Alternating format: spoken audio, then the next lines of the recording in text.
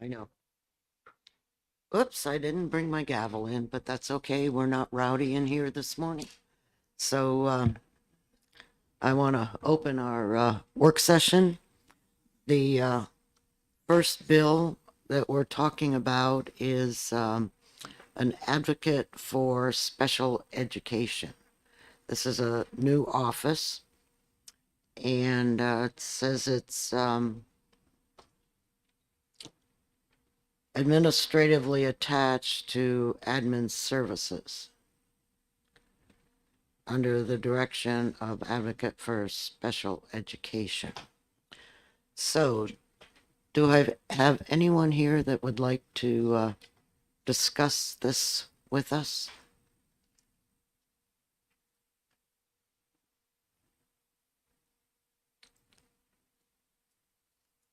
So I guess that means we can ITL it. Is that is that how it goes?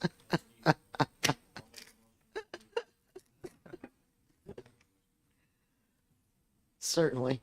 I have a question.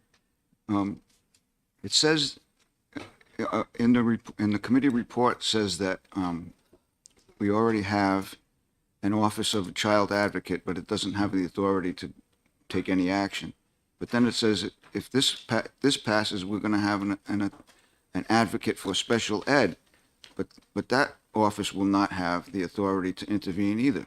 So, am I reading this correctly, or so what will this new advocate do? Is that a good question? We hear from Representative Luno. He's here this morning, and I believe he's on education. And this went through education. Okay, come on up. Get the Democratic Huh? Oh, it doesn't matter. So, Listen, no, wait a minute. Thought that's what I was doing by asking We the question. we are asked, so it's bipartisan. we are all friends. no matter where we stand on the issues. So let me just pull the, Madam Chair, let me just get my notes from. oh sure, from our- sure, no from problem. From our hearing. For the record, my name is Dave Luno, representing the people of Hopkins and Concord, and I serve on the House Education Committee. And yes, we heard Senate Bill 381 back on April 11th, and had substantial testimony, as well as oral as well as written testimony. I think probably of all of the what we heard, the testimony from Director Sanchez, the Office of the Child Advocate, was particularly compelling. That office's responsibilities have recently been expanded by the executive branch to include education, and it's Director Sanchez's plan to bring forward in the next budget cycle a request for an education advocate, as part of that office. And according to her testimony, and according to the testimony that was offered by her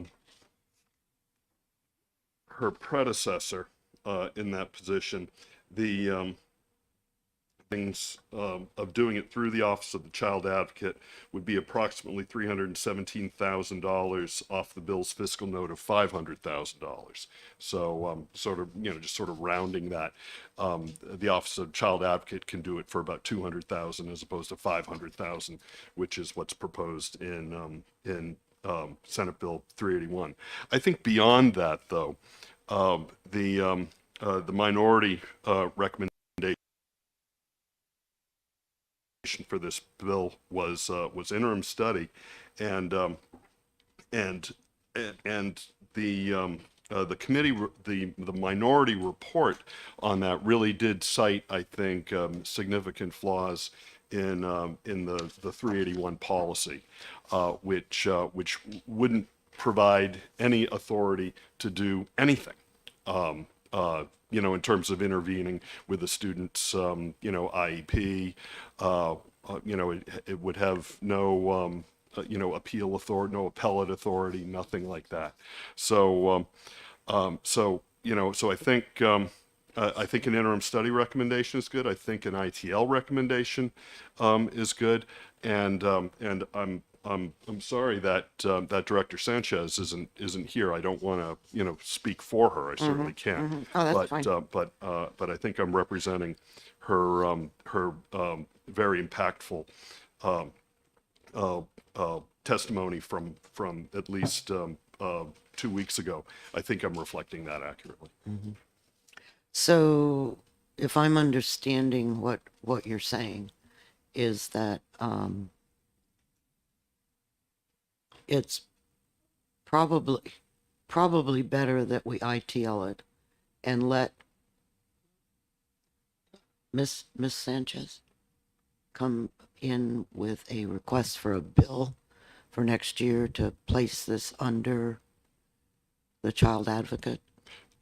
Yeah, a good move, and her intention is to do that through the budget process, and she already has authority for this in this area, and would seek budget authority for that hire. Okay. At a significant savings too. Yeah. When I read it's very convoluted, and I certainly am not real thrilled about the child advocate going to DAS, but that's just another Right. issue that I happen to have. Yes, Representative Lynn. Thank you. Thank you for taking my question. I completely agree with you that what you suggest makes more sense than what the bill, as the way it's drafted, suggests. But I have a more fundamental question, and that is this. It seems like we've started to go down the road with the Office of Child Advocate, and I guess at the Public Utilities Commission for a long time, we've had a consumer advocate of setting up within agencies, or sometimes without agencies, a section that and I'm just wondering if that in itself makes sense. I mean, isn't it? I guess the analogy I would draw is, wouldn't it make more sense to have within, say, the Department of Health and Human Services and the Department of Education, kind of an internal affairs section like they do at the state police or police department, that if somebody is screwing up in the agency, then that's what internal affairs does. But it's within the agency, and usually they have, a reporting situation so that, if the sergeant in the police department is the person that's under investigation, then the internal affairs doesn't report to that sergeant, even if they normally would have to. So wouldn't it make more sense to do something like that just as a general matter of operating government than to have these new agencies that, are supposed to like look at the other agencies? No, you're absolutely correct, Judge. And we did hear testimony to that very effect. The Department of Education does actually have an internal affairs element that's responsible for special education and special education appeals when a family does not feel that their student, that their child has been properly represented during the IEP process. And I believe in the prior year that there were approximately, I'm not seeing it jump out of my notes, but I seem to remember the number being between 30 and 35 appeals that were adjudicated through the Department of Education. I think that's sort of like an annual sort of number. So they do have that process. I think as far as the Office of Child Advocate, as opposed to the Office of the Special Education Advocate, Right. The Office of the Child Advocate would by now having jurisdiction that has been expanded to include education and staffing appropriately for that would give them a more complete ability to provide child advocacy services across the state, both in terms of Health and Human Services, components, as well as Department of Education components. So I think that really does complete or help make more complete the Office of Child Advocate role. Okay, thank you. A follow-up?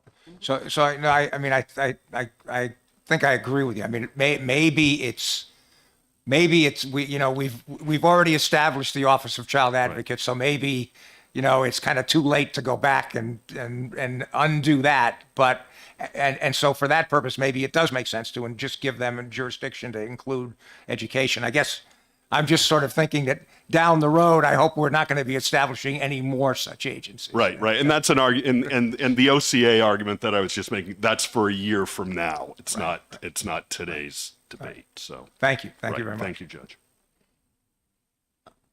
By the way, it's Representative Lynn. I know. He- I just, Madam Chair, I just haven't through I certainly understand. Representative Lynn. And we all have to remind ourselves all the time. I prefer Bob. Well, we're a little bit more formal in our meetings here, but yes, I agree. Okay. Anything else? No, I think, yeah, sure. Thank you. I think I understand, but I just wanted to clear up that there's already internal workings for this, that this is focused on the child, not the agency, not the, what's going on in the agency itself. Can you give an example of what's not being done now that this person would be able to do? Thank you for the question, Representative Murray. I'm not really. It's not clear from the bill what this person's authority would be. It is clear from the bill that they don't have the authority to make an appeal decision or anything like that, the way the Department of Education does and has and does every year in these cases. Okay. So, Representative Turcott, did you have a motion? Unless there are any further questions or comments. I'll make a motion to interim study, not ITL. If somebody else wants to make an ITL, they're welcome to do that. May I just ask a question of Representative Turcotte? Sure. I'm not at all opposed. I'm just wondering if you, what your thinking is on it. I may agree with you. I'm just not. Yeah. Well, somebody just asked the last question as to what the individual would have the authority to do. And it is pretty well delineated under duties and responsibilities, actually, what that individual would do.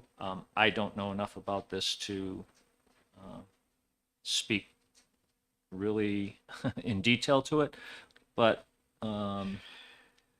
such as things have the authority to inquire of, investigate, review all documents from any school district, special ed, blah, blah, blah. The advocate shall have access to all IEP documents, 401 plans, discretion to tracking metrics. I mean, there is a lot of things in there. I agree that I'm not convinced this is something we need, but I'm also not quite to the point now that I think I want to make an ITL motion on it.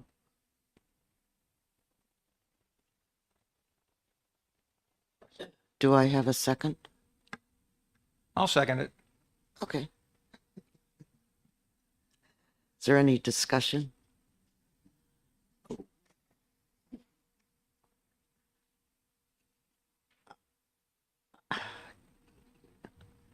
Go ahead. I thought the preference was to ITL it so that because a new bill will be coming in with the budget process next year. Yeah, I just don't think that interim study puts us in a situation of trying to make policy. Right. And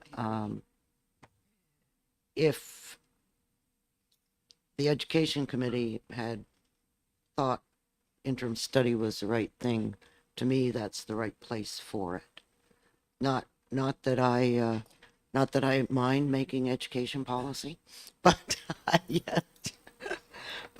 think that if in fact the child advocate has the authority to do this already, that it simply makes sense for that to occur. And I know that will not come to Division 2 next year, but because child advocate is not part of our menu. So anyhow, okay. Go ahead.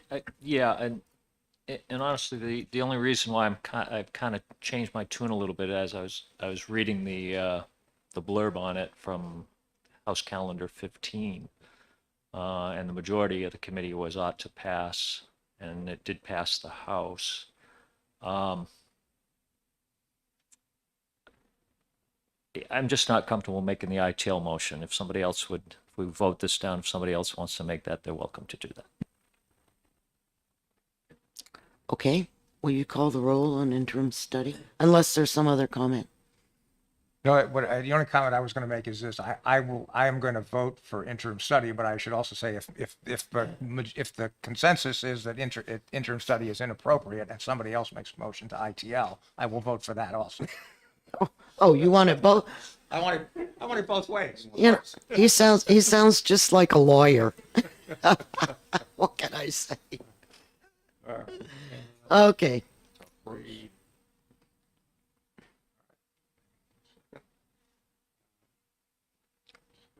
All right, this is a motion for interim study on Senate Bill 381. Representative Petrie? No. Representative Lynn votes yes. Representative Turcott? Yes. Representative Bucco? No. Representative Heath? No. Representative Murray? No. Representative Umber? No. Chair, the vote is 2 to 5 in the negative, so it does not pass. Motion to ITL. Second.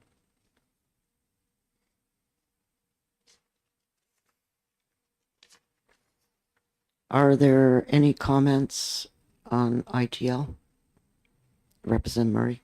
I just really appreciate what you said regarding us not doing the policy part of it, and that it makes a lot more sense for education to do their job, or whoever's going to do their job, to put this together and bring it back in a budget year. But what would we do to interim study, as we're not the education committee?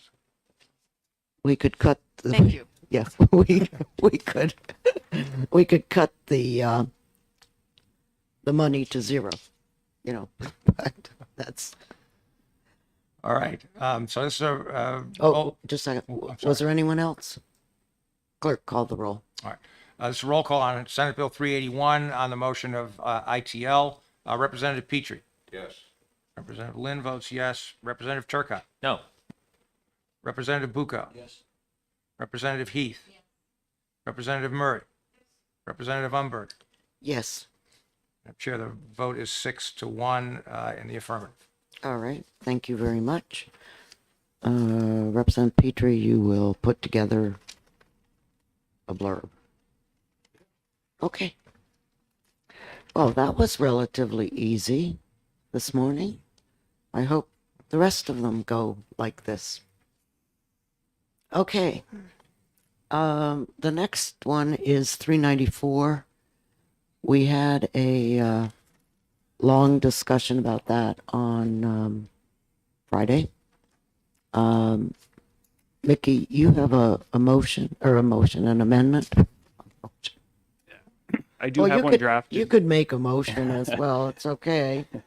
I do have an amendment here that was to be drafted in Representative Heath's name, but I can tell you they drafted it with a different sponsor. It's your name, Representative Umberger. As long as everyone's okay with that, I do have this available. Otherwise, we can hang on for a few minutes till a fix comes. Can I ask one question, though? In it, did they, in the amendment, does it still retain the section about adult services? Yes, I can distribute this if. Thank you. Yep. Oh, they put my name on the amendment instead of Representative Heath. She wanted to make sure that the amendment kept something in there. The adult service section. Yep. Thank you.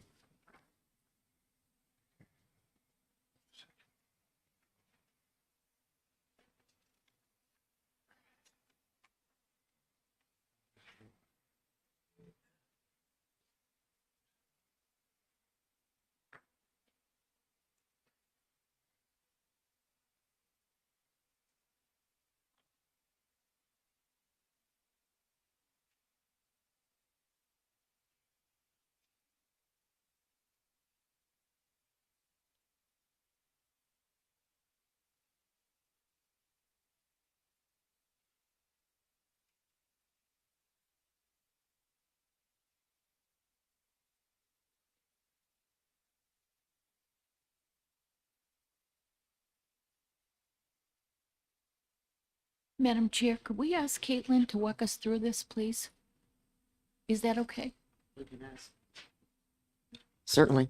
I don't care which or both. Is it Fredette or Both of them. Yeah. Is it Fredette or Fernette? Fredette. Thank Just- you. Just like my neighbor. His name. Good morning. For the record, I'm Caitlin Davis. For the record, I'm Rebecca Fidette. Okay. I'm sorry, could I get your, you're Rebecca Fredette, and I'm sorry, could I get your name again? Caitlin Davis. Thank you. Yes. Representative Lynn is new to this.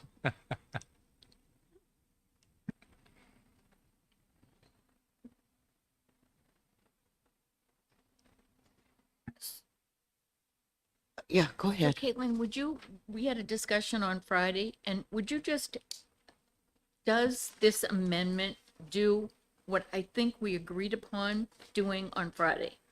I believe it does. So the discussion, just for the committee's memory, and some of you were not here, was to have costs associated with funding these kids for fiscal year to 22 and 23 be funded from the Department of Education's budget.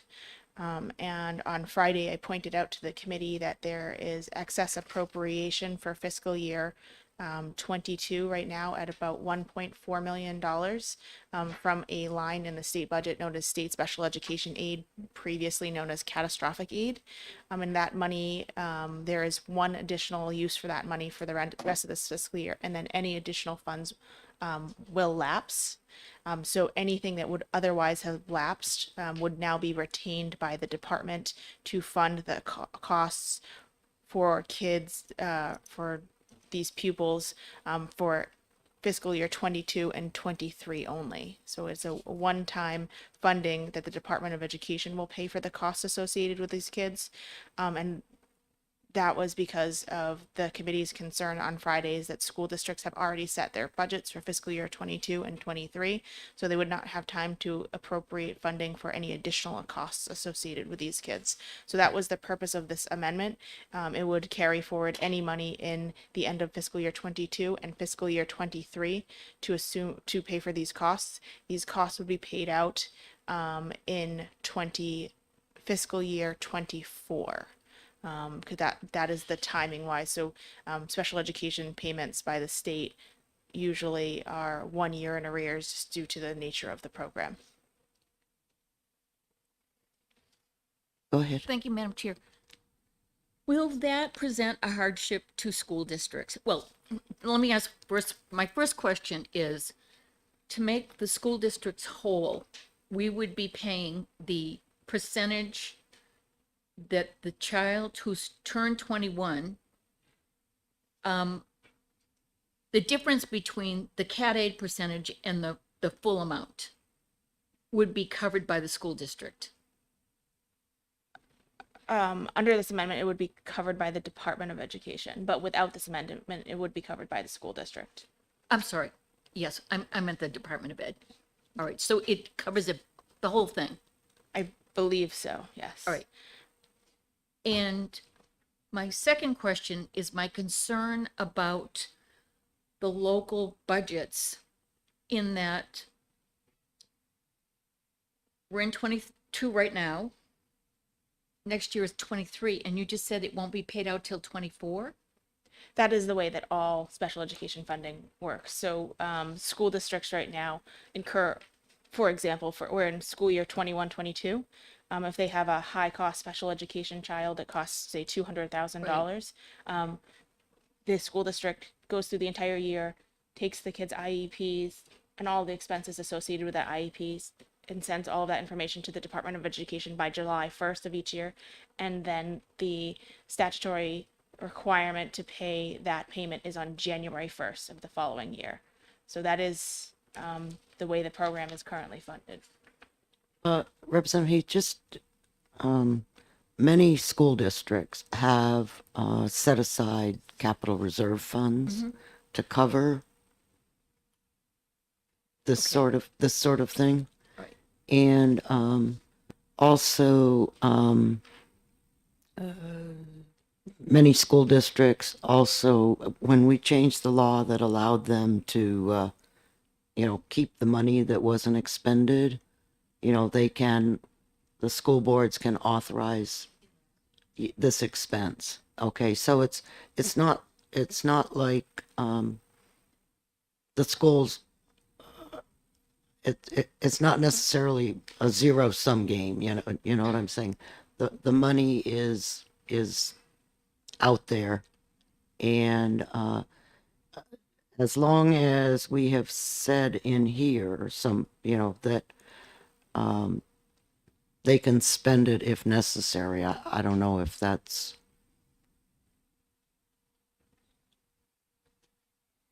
I think this is sufficient the way it is. okay. I mean, that's normal procedure. Yeah. Yeah, thank you. Yeah, I apologize for not being here Friday. I was at a weekend where I've tested negative both times, but I'm still being cautious with my mask. At 22, what kicks in to continue to support these students? What I'm reading this is that there's a gap between 21 and 22, because this only goes up to 22. So can I just get a little briefer on So- that? Thank you. Sure. So the previous bill the previous law had the students covered for special education up to 21. This bill brings it up to 22. So what had happened for students at 21 will now happen at 22. They typically go into a community agency, or they're picked up by community services to provide the services that they need. And this change as a result of a court case. There's a court case in Rhode Island that follows the federal law, which says inclusive of 21. And so any state that does not have that language is potentially subject to that. Representative Petrie? Thank you, Madam Chair. Thank you for taking my question. Now, what community services who in community services takes care of these kids? Because, matter of fact, we got some information from Attorney Zellin that he used to say that at 21 they fall off a cliff.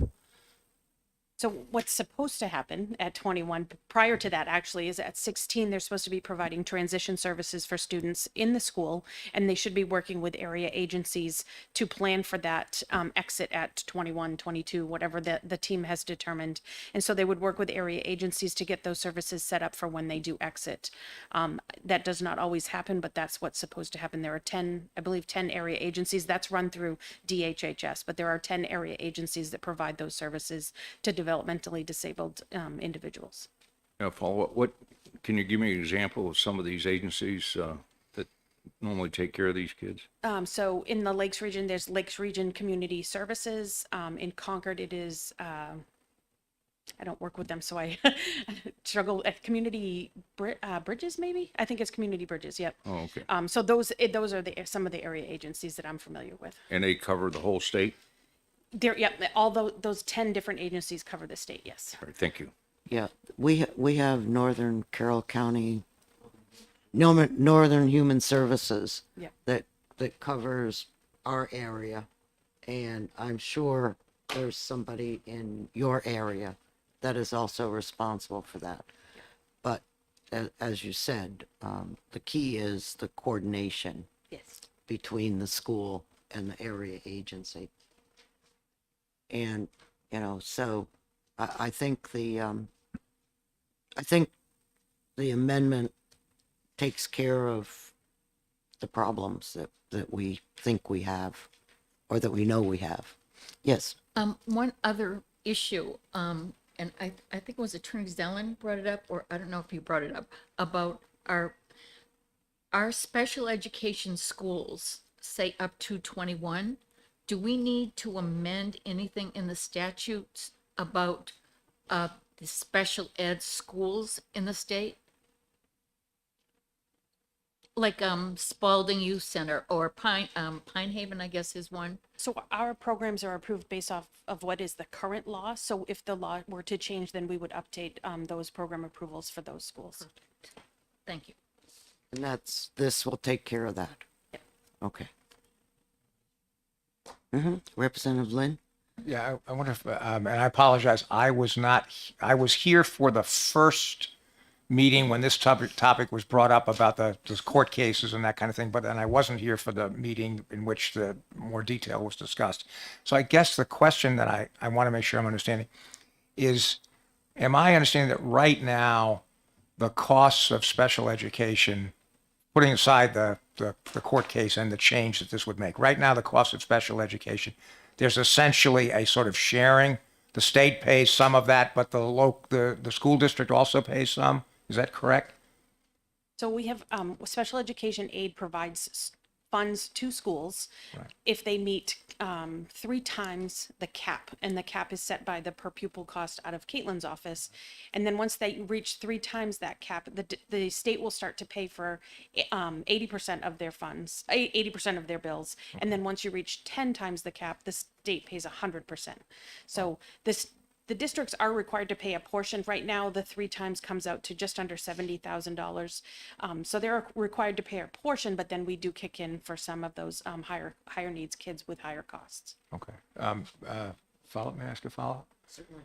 So I guess the thing that I'm not completely clear that I understand is, I mean, don't get me wrong, I completely agree that we need to, that we need to follow what the court decision said. And if we should be providing special education services up to 22, then that's definitely what we should do. I guess the thing I have some difficulty understanding, though, is I understand that school districts have already set their budget, but I'm not quite sure why that means that the state should bear all the costs of this. In other words, it's not, why it's not sort of the state's fault any more than it is the school district's fault. So why shouldn't we say, look, this is just the municipalities, you have to pay your section, your percentage of the costs. We understand that you may not have foreseen this, but there are times when a lot of things happen that you haven't foreseen. There was a proposal to the committee on Friday that the Department of Education would pay that. The Department of Education then suggested the mechanism of the funding in its current budget that could potentially pay for these costs. But the proposal for the state to pay originally came from this committee. Okay. All right. And also,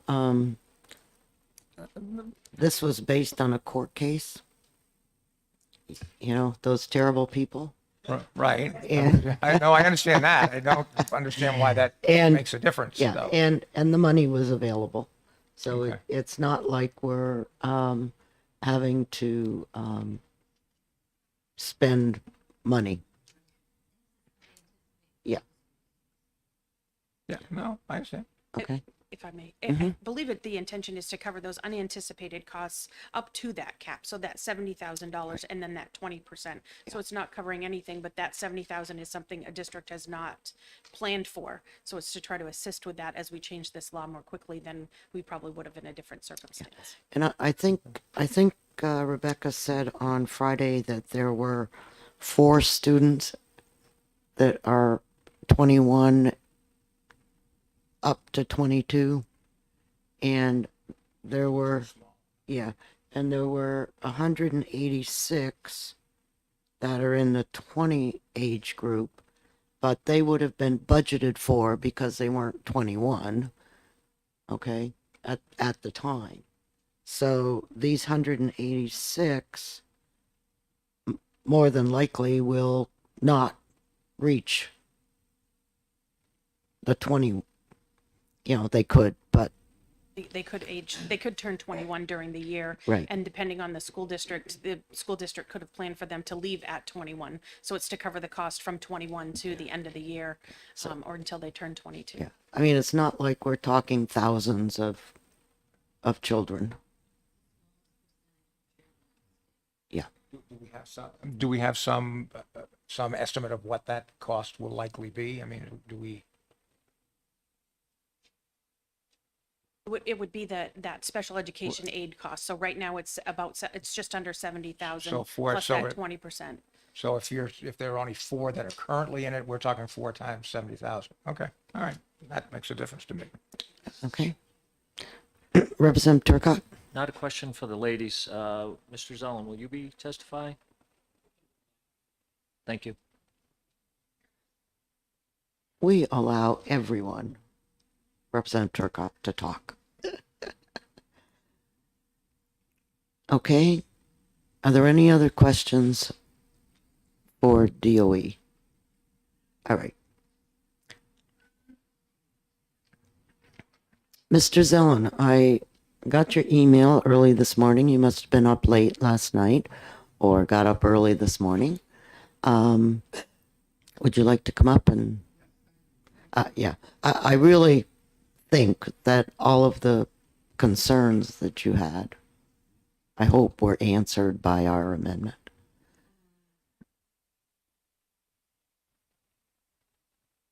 Right there? Okay. Well, I'm having a better day than some. I once dropped the mic into the well there, which was pretty embarrassing. Hi, I'm Jerry Zellin. I'm a lawyer at Drummond Woodson. I represent school districts, particularly in matters involving special education. I'm wearing my lobbyist pin, but I'm not being paid by anyone to be here today. I also was not paid for what I spent my weekend writing for you. But I'm here because I think the issues are important, and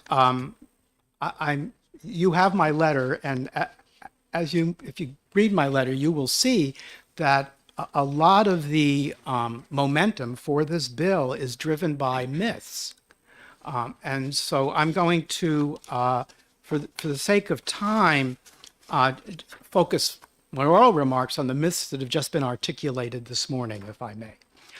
First of all, there is the myth that federal law and a court case demand that we raise the age of special ed to age 22. Now, the federal statute does not.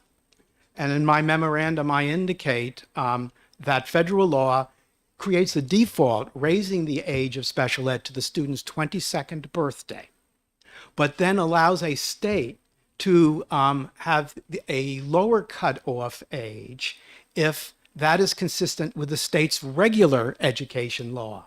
So in other words, the purpose of the IDEA, and at its heart, is to open the schoolhouse doors to children with disabilities by allowing children who, if they were not disabled, could attend school, to allow those children, despite their disability, to be able to attend school. And so the heart of the special ed law is equality, parity, and New Hampshire very clearly guarantees regular ed only until the 21st birthday or receipt of a high school diploma, whichever occurs first. And New Hampshire special ed law, since it was first enacted in 1978, has limited the eligibility for special ed until the 21st birthday. And no one challenged that until a decision by the First Circuit came out in 2018 that by a 2-to-1 vote interpreted federal law as requiring the state of Rhode Island to offer special ed to the 22nd birthday. Now, why did the court reach that conclusion? The court looked very carefully at the idiosyncratic attributes of Rhode Island's system of adult education and concluded that looking at that adult education system in tandem with the IDEA, it seemed that the Rhode Island was offering regular education up to beyond age 21, beyond the 21st birthday, and therefore Rhode Island had to offer special education beyond the 21st birthday. Now that was a 2-to-1 decision, and which illustrates how the IDEA was ambiguous. And it's very important that the First Circuit, when reaching that 2-to-1 decision, did not apply what the US Supreme Court said is supposed to be applied when looking at a federal grant statute that's ambiguous. According to the US Supreme Court, when a federal grant statute's ambiguous, the quote, rule of clear statement applies. That's supposed to protect federalism and states' rights. And according to the US Supreme Court, when a federal grant statute's ambiguous, it must be interpreted narrowly to avoid unanticipated consequences. And the problem is that the First Circuit never cited that decision because the Rhode Island Board of Education's lawyer never cited it in his briefs. I read his briefs. It was shocking. But nevertheless, since it was a 2-to-1 decision, that's not the end of that's not the beginning of the analysis. It's the end of the analysis, because the court, by reaching a 2-to-1 decision, basically conceded that the statute was ambiguous, and therefore that should have triggered the U.S. Supreme Court's rule of clear statement, which meant, well, we interpret the statute narrowly rather than broadly. And I lay that out with citations in my letter. So a court, if the Rhode Island case, if the Rhode Island analysis continues to apply, if the First Circuit got a case from New Hampshire and refused to correct its error in the KL case, it would still have to look at the idiosyncrasies of New Hampshire's adult education law and see if they are similar enough to Rhode Island's or very different. And if you look at New Hampshire's adult education statute, it caps eligibility at age 21, at the 21st birthday. So I think that to say that the IDEA demands special ed to age 22 is a house of cards, and to say that the First Circuit's decision demands special ed to age 22 is quite a leap of logic. I agree, as a policy matter, it does make sense to raise the age of eligibility to 22. But to say that it's compelled by federal law is really a gross overstatement. The other concern I have is that, and I fear I'm looking a gift horse in the mouth, and I apologize, but the amendment does do school districts a great favor by avoiding the budget disruptions that will occur if this bill becomes effective immediately when school districts have not planned for that expense. On the other hand, the amendment is just a short-term fix, and once that fiscal year ends, then school districts will be fully funding the costs of serving this expanded population range. And by the way, on the amendment refers to the school year, a particular school year, which really doesn't help answer what happens with the ensuing summer, the summer of 2023. But more importantly, no matter how wise a policy might be, the ends don't justify the means. And we have a provision in our New Hampshire Constitution that prohibits new unfunded state mandates. And raising the age of eligibility from 21 to the 22nd birthday would clearly be a new unfunded state mandate. Now the New Hampshire Supreme Court has chipped away at that provision of our state constitution, but there's one provision that remains rock solid, and that was based on the first decision by our New Hampshire Supreme Court interpreting that constitutional amendment, which is if you have a benefit program mandated by state statute, but funded by, to any degree, by school districts or cities or towns, then expanding the population of beneficiaries entitled to those benefits is a violation of Part 1, Article 28A of our New Hampshire Constitution, unless the state fully funds it.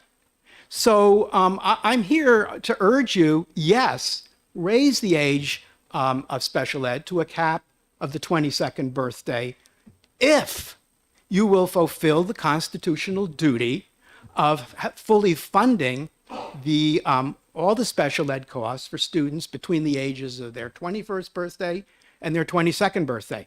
And to those who say, well, if we don't enact this bill, we're going to face the costs of litigation. Someone's going to file a lawsuit raising the KL case. I say to you two things. Number one, the recurring costs of implementing this bill year after year will far exceed the cost of litigating whether KL applies to New Hampshire.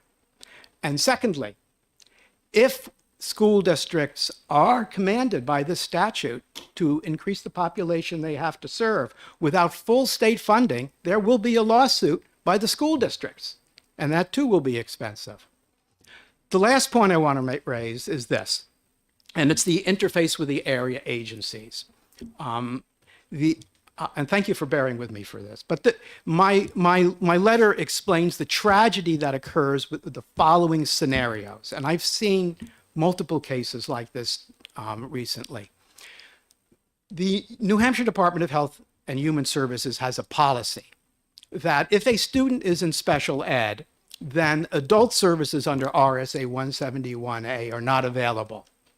And so what we have is situations where there are students, older students in special ed, 18, 19, 20. Their parents raised them, I mean, these are kids who have intellectual disabilities or autism. Their parents have raised them since birth. Usually the dad's bailed out long ago. The child is now physically larger than the mother and is out of control.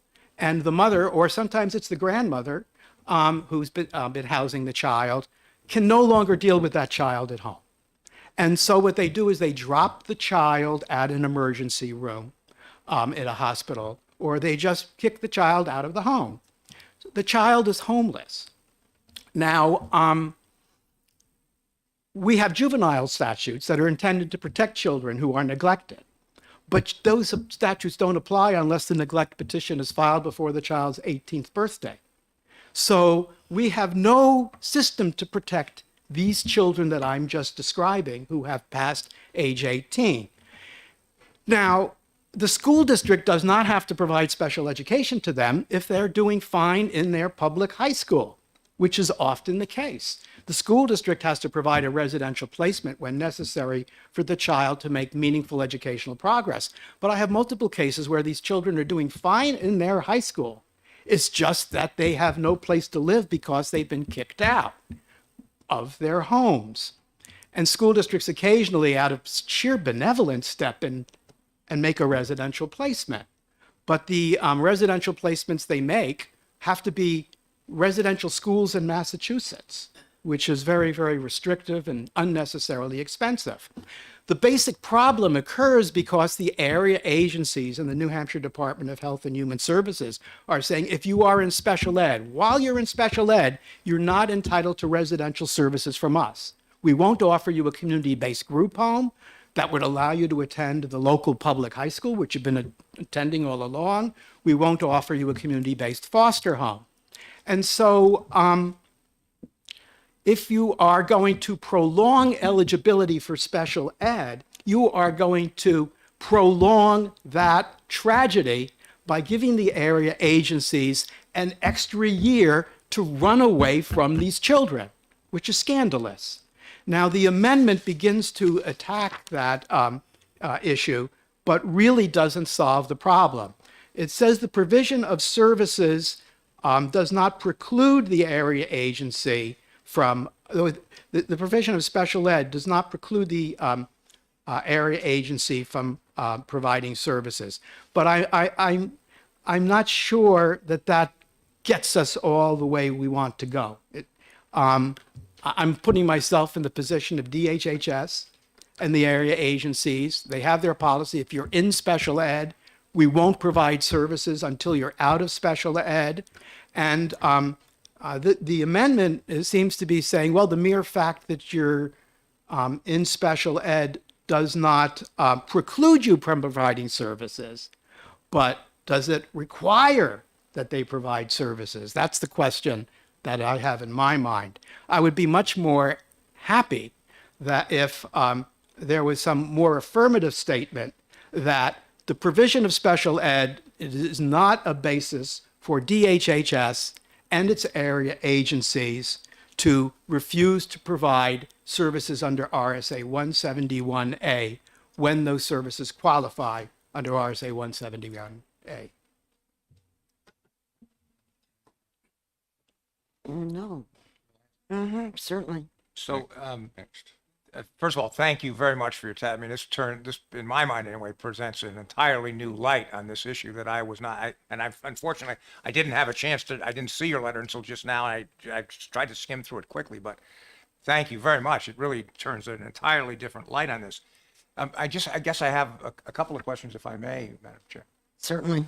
First, do you know, the KL decision, was there any request made by, somebody in that litigation, either for rehearing en banc or to go to the Supreme Court? There was not a petition for certiorari to the Supreme Court. There was a request for rehearing en banc, and when I learned of the decision, I contacted Rhode Island's lawyer and said, "You didn't cite Pennhurst," and he did file for en banc rehearing, but again did not cite Pennhurst. Okay, okay. So, all right. And so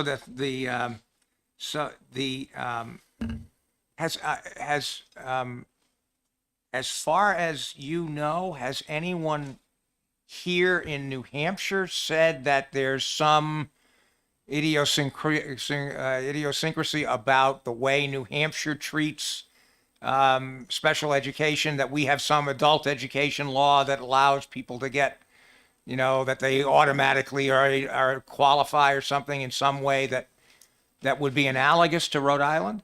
Well, people have made noises about that, but when you ask them to be specific, the specifics are when you're looking at what is a state law or state policy, not what individual adult education programs might do. When you look at state law, the state Board of Education's rules offer adult education to the people who would qualify under RSA 189:1. And then 189:1 is a statute that requires school districts to provide regular education until the 21st birthday. So, I don't think that's quite correct. well, I'm welcome to be corrected. It's until you receive your degree, not until you're 21. Okay? Well, it's until, New Hampshire's regular ed statute is until you reach age 21 or receive your degree, whichever occurs first. Yes. thank you. Okay, so it's not, And frankly, I would presume the way this SB 394 is written, when you look at it in the context of other special ed laws, it would guarantee special ed until the 22nd birthday or receipt of a high school diploma, whichever occurs first. But with the population we're looking at, those severe disabilities, if they haven't gotten a diploma by age 20, if they haven't earned a diploma by their 21st birthday, then generally they're not going to earn one by their 22nd birthday. I just had one other point, a fiscal point, and I apologize for going on so long. that's quite all right.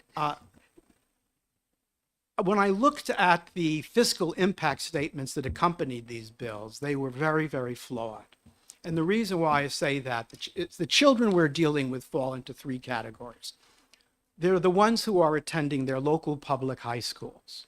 But those kids can be very expensive. I had a case recently where that child was getting what are called transition services while at the public high school. It's costing the school district $11,000 a month for those transition services to supplement the classes the child was taking at the high school.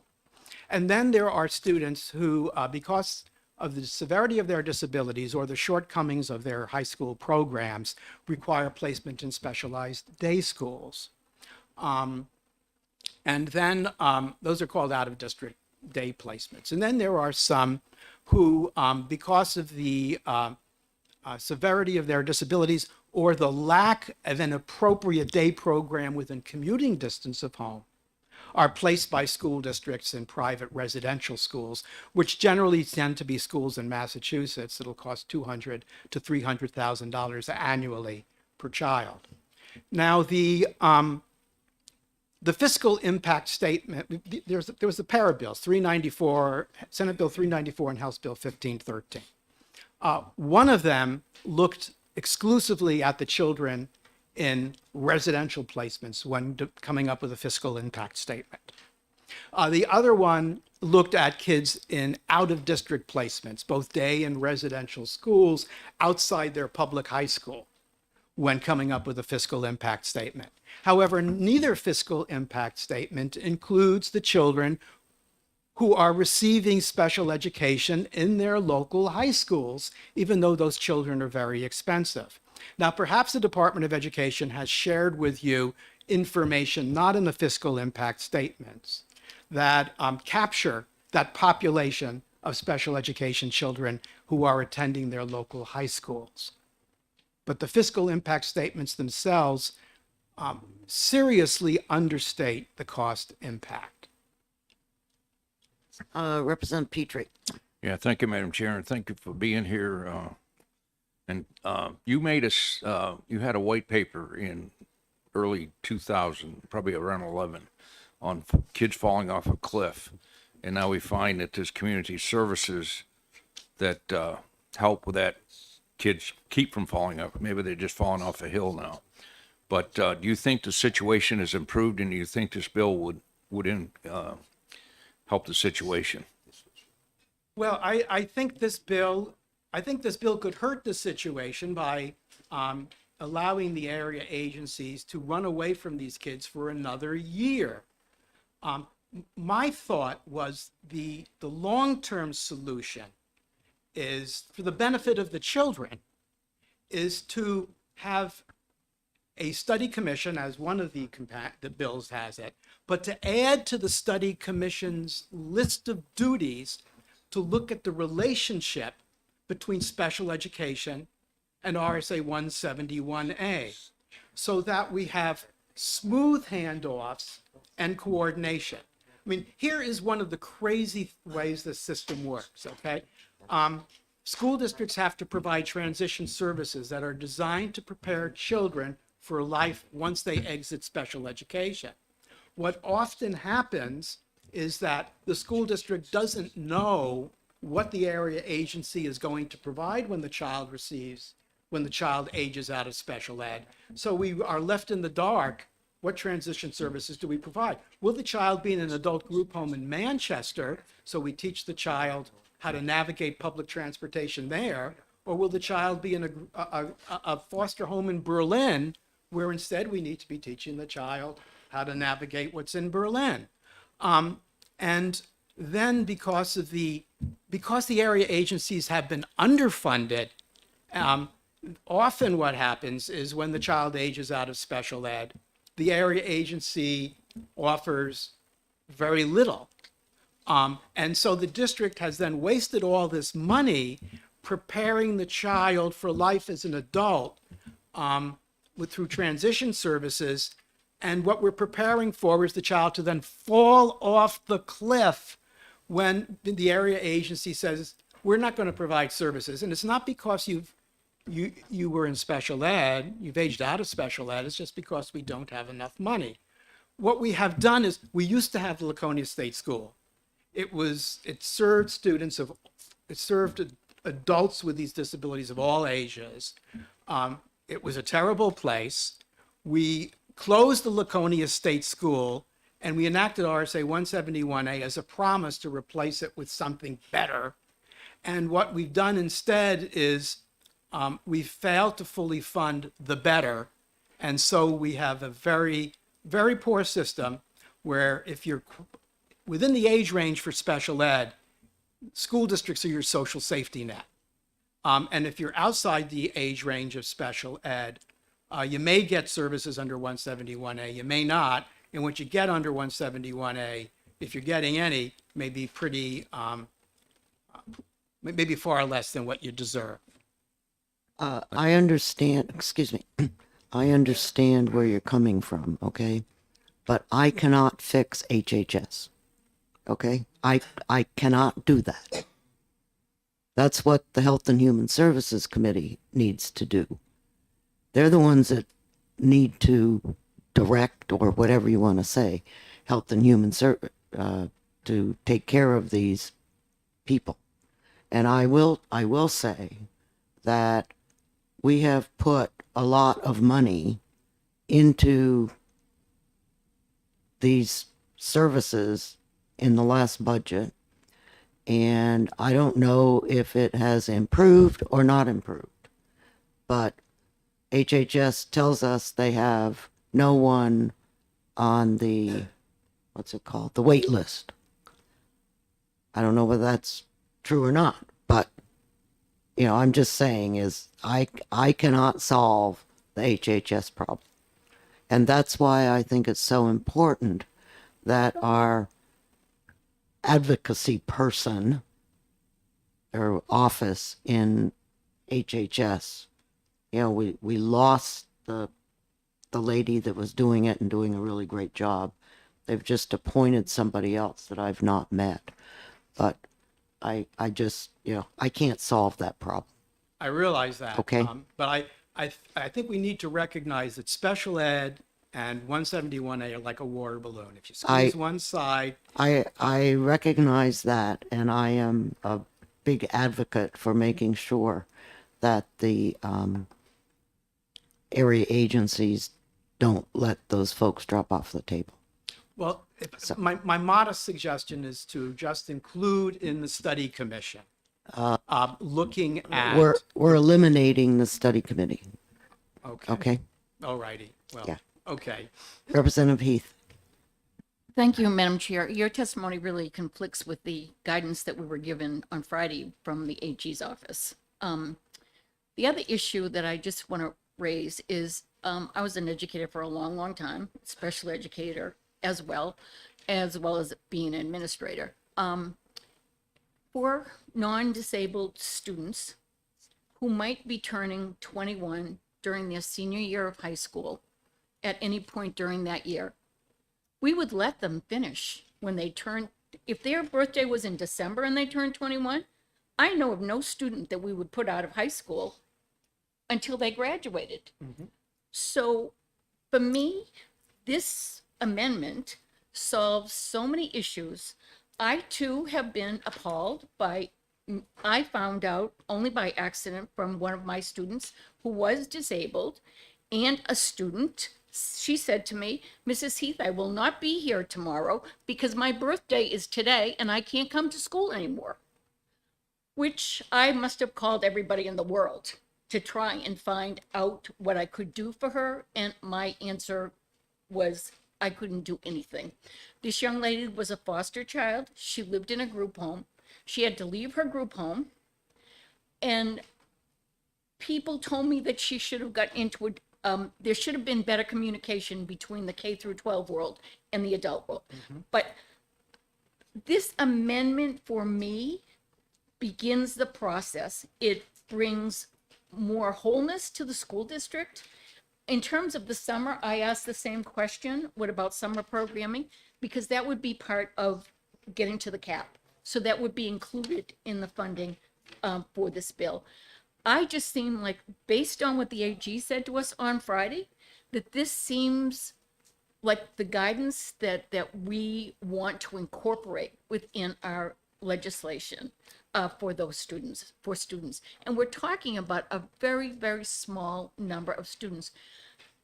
Students that are placed at the direction of the court are different. So we've got a whole lot of stuff going on here, but I just feel like this amendment gets us one step along the path to getting those kids to where they need to be. And hopefully during that period of time from 21 to 22, there is an impetus for the area agency, the parents, the group home, or whomever to work cooperatively so that in that transition time, the student does go to something that is effective. And I mean, I just am concerned that all of a sudden, after listening to the AG's office on Friday, now we're hearing something completely different. I'm sorry. What I've been saying is it was in letters that went to the House and Senate Education Committees. It's not something new. The AG's office represents a state agency, which, you know, they have a certain interest in protecting the state budget, perhaps at the expense of local budgets. I agree with the wisdom of allowing a child to complete the school year. And many school districts do allow it. Senator Kahn's bill originally proposed exactly that. But then the Senate amended his bill to instead take eligibility not until the end of the school year during which you reach your 21st birthday, but all the way to your 22nd birthday. So there are several different problems we're trying to solve. Whether you're going to be allowed to finish the school year, which some districts allow, some districts don't. whether you're going to take it to the 22nd birthday, whether you are going to do it at the state's expense or at the school district's expense, and whether in making that choice you're complying with not only some people's interpretation of what federal law demands, but also the very clear provision in our state constitution. Representative Lynn? Yes, so I guess I have really two questions. The first is if I understand correctly, and correct me if you interpreted it, if we were to pass this law, or this bill, the amendment, I'm sorry, if we were to pass this amendment, then school districts like, for example, Manchester, where, as Representative Heath was talking about, that let a student who turns 21 in December, let's say, finish the school year, under this, a person who turns 22 in December would be able to finish the school year. Or, I mean, a school district, presumably, if they did it, if they followed consistent practice, they'd say you can stay in school for the rest of the year, even after you're 22. Would that follow? They might well do that. I'd be surprised if they do that, but they might well do it. Yes. All right. And the second, may I ask a follow-up? Second question I have is, I understand your concern about the last sentence, which begins on line 17 of the proposed amendment, that it's sort of wishy-washy in terms of what it actually says when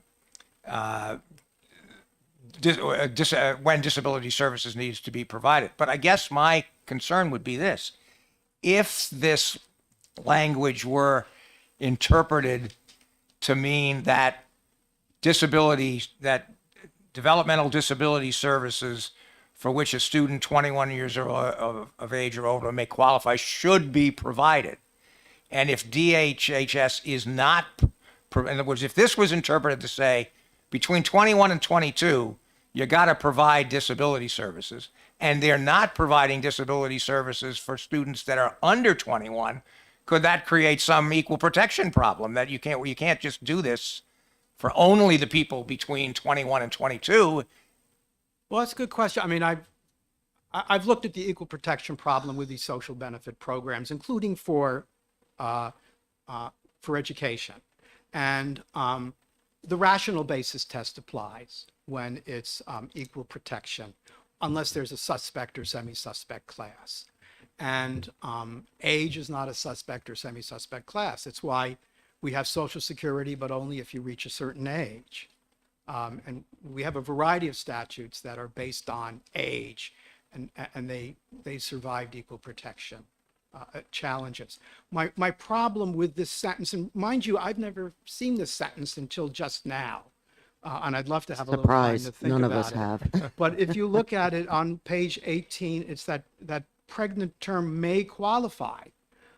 So if the area agency is now saying, DHHS's position now, it's not in a rule, and their position is on appeal to the New Hampshire Supreme Court, but they, and as New Hampshire Superior Court has held their position as wrong, but they haven't changed it.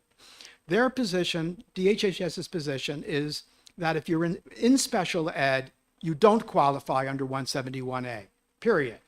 So if you use the term may qualify there, then I can easily see DHHS saying, well, yeah, only if you may qualify, but you're in special ed, so you don't qualify. And of course, I can argue that that's nonsensical, but it doesn't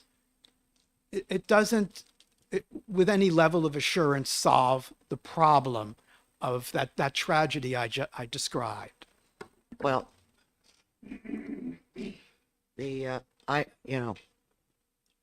right now, I believe, you may qualify. All we're doing is upping the age, and it's not changing the position of may qualify, because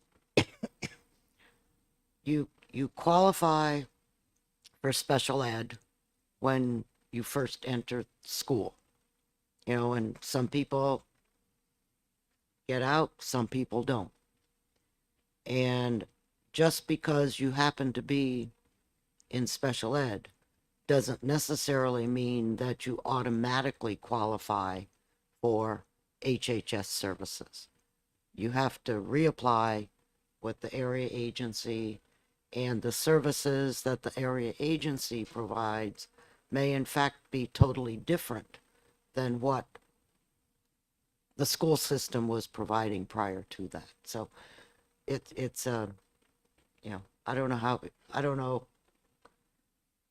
how we can change the word may, only because you may qualify or you may not, based on whatever the rules are in HHS. Well, I suppose a more direct approach offhand would be to say that something like the mere fact that a child is receiving special education shall not disqualify the child for services under RSA 171A. May I follow up?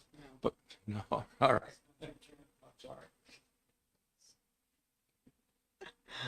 Representative Heath. Thank you, Madam Chair. I still am struggling with the IEP, because the IEP is really the factor that drives all of this. And wouldn't it be contingent upon the IEP to really determine that that identifies what should be happening? So I just am fearful of a shall, exactly as Chair Umberger is saying, that it would cause, I think, further complications. Well, I just don't understand. I'm just saying the mere fact that the child qualifies for special ed shall not disqualify the child from whatever the area agency would otherwise be obligated to provide. And I actually understand what you're saying. Representative Lynn? So, the language that you propose, I agree that would sort of fix the problem, but my concern is that might really fix too much. In other words, it would, I think, would be interpreted to mean DHHS, what you're doing now, forget about the age limit of the age of the child, what you're doing now is wrong. You should be providing disability services when they're needed for a child, whatever age whether that's getting, even if they are getting special education services. And that I don't know whether I would agree with that or not. I tend to think I probably would agree with it, but that's way beyond. I mean, that, as Representative Umberger pointed out, that's a battle for a different day in a different committee, I think. Understood. It's momentous. If nothing else, it underscores this is complex, and the legislature has looked at these two statutory schemes as freestanding, each in their own silo. And just like the agencies need to talk to each other, the legislature's policy committees need to talk to each other to coordinate these two systems so they're not at war with each other. And so the transition services the districts are spending their money on and the legislature's money on are services that prepare the child for life as an adult, when the child as an adult will be under the umbrella of the area agency. I'm sorry to make it such a big picture on a little bill. It's quite all right. We love to hear the other side. Representative Petrie. Thank you, Madam Chair. On the 28A issue, all right, 65% of people in state prison do not have a high school education or equivalent. So it's a pay me now, pay me later. So where do you stand? I mean, you're going to have to pay, and if we don't have educated people, we're going to pay at some point.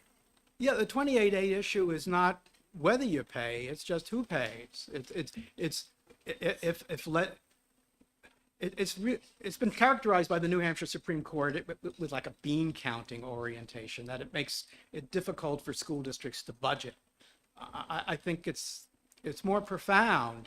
It's saying to the legislature, if you have a vision of social justice, then you need to come up with the money out of your own budgets to finance that vision, because then you take the credit, but you also take the blame.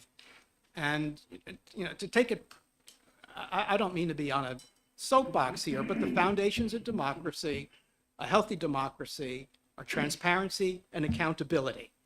Representatives who are elected need to be accountable, and to the voters. And one way to be accountable is, the voters look at the budgets, they look at their taxes, and when the heart of 28A is that those who enact the laws should be accountable for the financial consequences of those laws, because otherwise it's a shell game where the legislature enacts the laws but avoids the blame for any poor decisions it's made regarding whether the law was worth it, because the legislature passes the costs on to the municipality, and the local townspeople are confused. They don't know who to blame. Don't blame me. Okay, thank you very much. Thank you. I appreciate it, and I appreciate your viewpoint.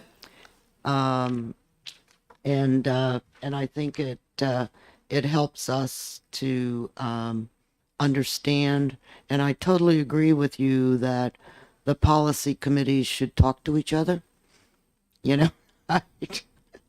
I probably talk more to the policy committees than the policy committees talk to each other, but that's neither here nor there. So thank you very much. Diana, you want to? Thank you very much. I apologize for all the time I took. Appreciate your listening to me. It's no problem. We have You're welcome. we Thank have you. all day.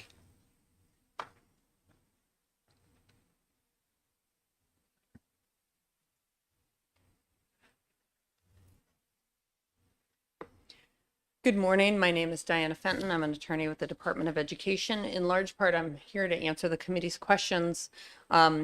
And I cannot testify directly for Attorney Chris Bond, who is on vacation right now. But my understanding, and I don't work for the Attorney General's office, and I want to be clear about that, but I think Attorney Bond's testimony has been consistent throughout this legislative session as it pertains to this bill and the House bill that is the twin of this, the 1513, I believe. There is a strong concern that if this amendment is not passed, if the language is not changed, that the state will be subject to a lawsuit. And that has been consistent. That testimony has been consistent, and it has been clear. And again, I'm not here to testify for the Attorney General's office. I don't work for that agency.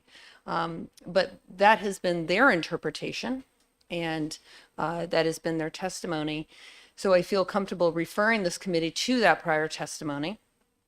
I think that certainly I have argued before Representative Lynn in his prior capacity and in my prior capacity. And every case is factually different. And we don't know how that case will arise. But in looking at our law and looking at the Rhode Island case, there are enough similarities to cause the state pause, to cause the state to say, we feel that there will be a lawsuit, and it is troubling, and we have an obligation to look out for the state interest and our state funds and to protect against that. So again, I'm playing the role of Chris Bond, who is on vacation today, and I'm happy to take any questions. So I have no doubt that there would be a lawsuit, but I'm not sure that should be the end of the matter. I mean, I guess what I'm wondering is, and as I say, this is brand new to me. I haven't researched this, looked at this at all. But can you tell me? Do you know at all, from speaking with Mr. Bond, is this First Circuit case? Is this just one case? Cases all over the country, all the other circuits, or a substantial number of them, have all said no. You have to provide education services to age 22. Or do we have one circuit court that, in a split decision, based on the specific rationale of the Rhode Island law, said, no, you have to do this? So thank you for the question. This is very familiar to me, Representative Lynn. We've done this before, haven't we, in a different forum? Yes, we have. My understanding is the crux of the analysis is based on that Rhode Island case, that KL case. And I understand It's one case. It's a First Circuit case. I am not aware of other cases that are kind of following that domino effect. But in my reading of the KL case and my interpretation of it and speaking with other attorneys, it's very compelling. And the facts are very similar to the New Hampshire law. And we heard from Attorney Zellen about the differences between the two, but in looking at it, New Hampshire's law aligns quite carefully with Rhode Island's. So, whether there will be a lawsuit, sure, there are lawsuits about all sorts of things.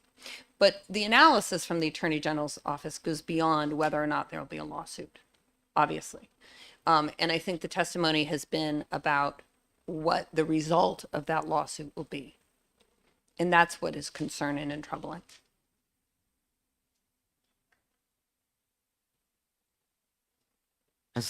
How about non-legal question? Oh, good. We'll see. So what about, let's assume there's a lawsuit and we lose, there's a lawsuit and there's expenses involved in the lawsuit. If we just do this, as I understand, what do you say about Mr. Zellen's concern about the long-term expenses of doing something that, of providing, for lack of a better term, another year of special education services that we might not have to provide?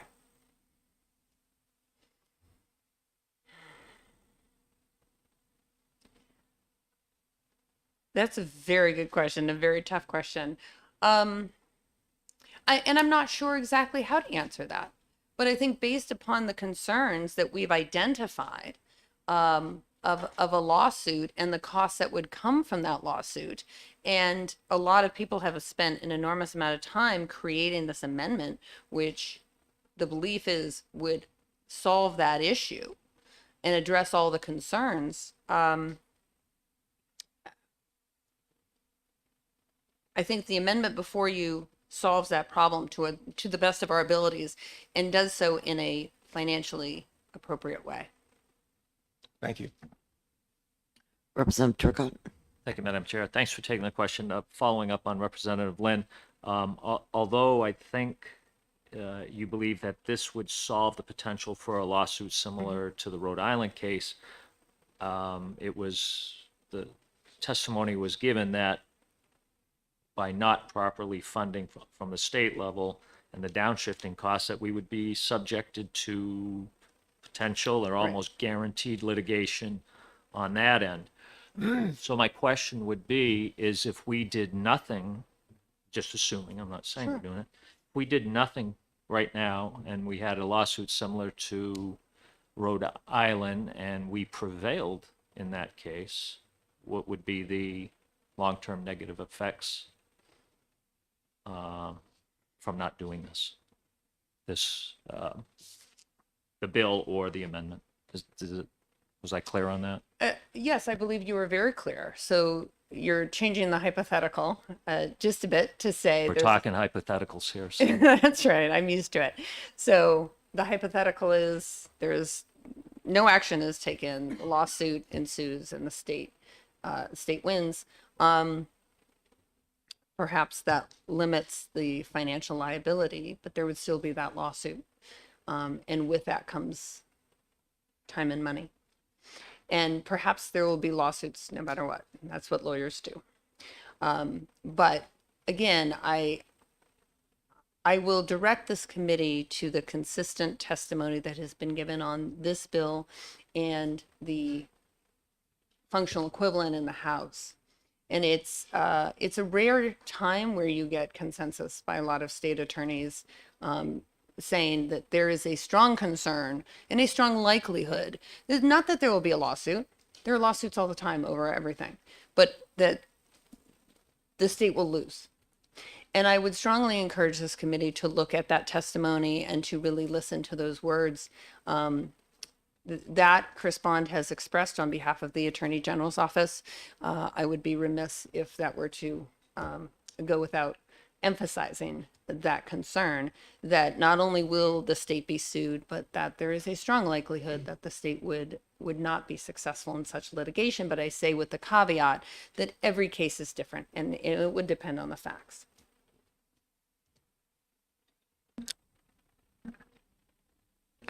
Representative Murray?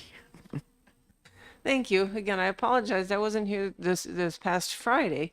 And I'm hearing so much around this legal talk. And so help me out, because it's when I'm looking at this bill, isn't it the right thing to do on the behalf of these children?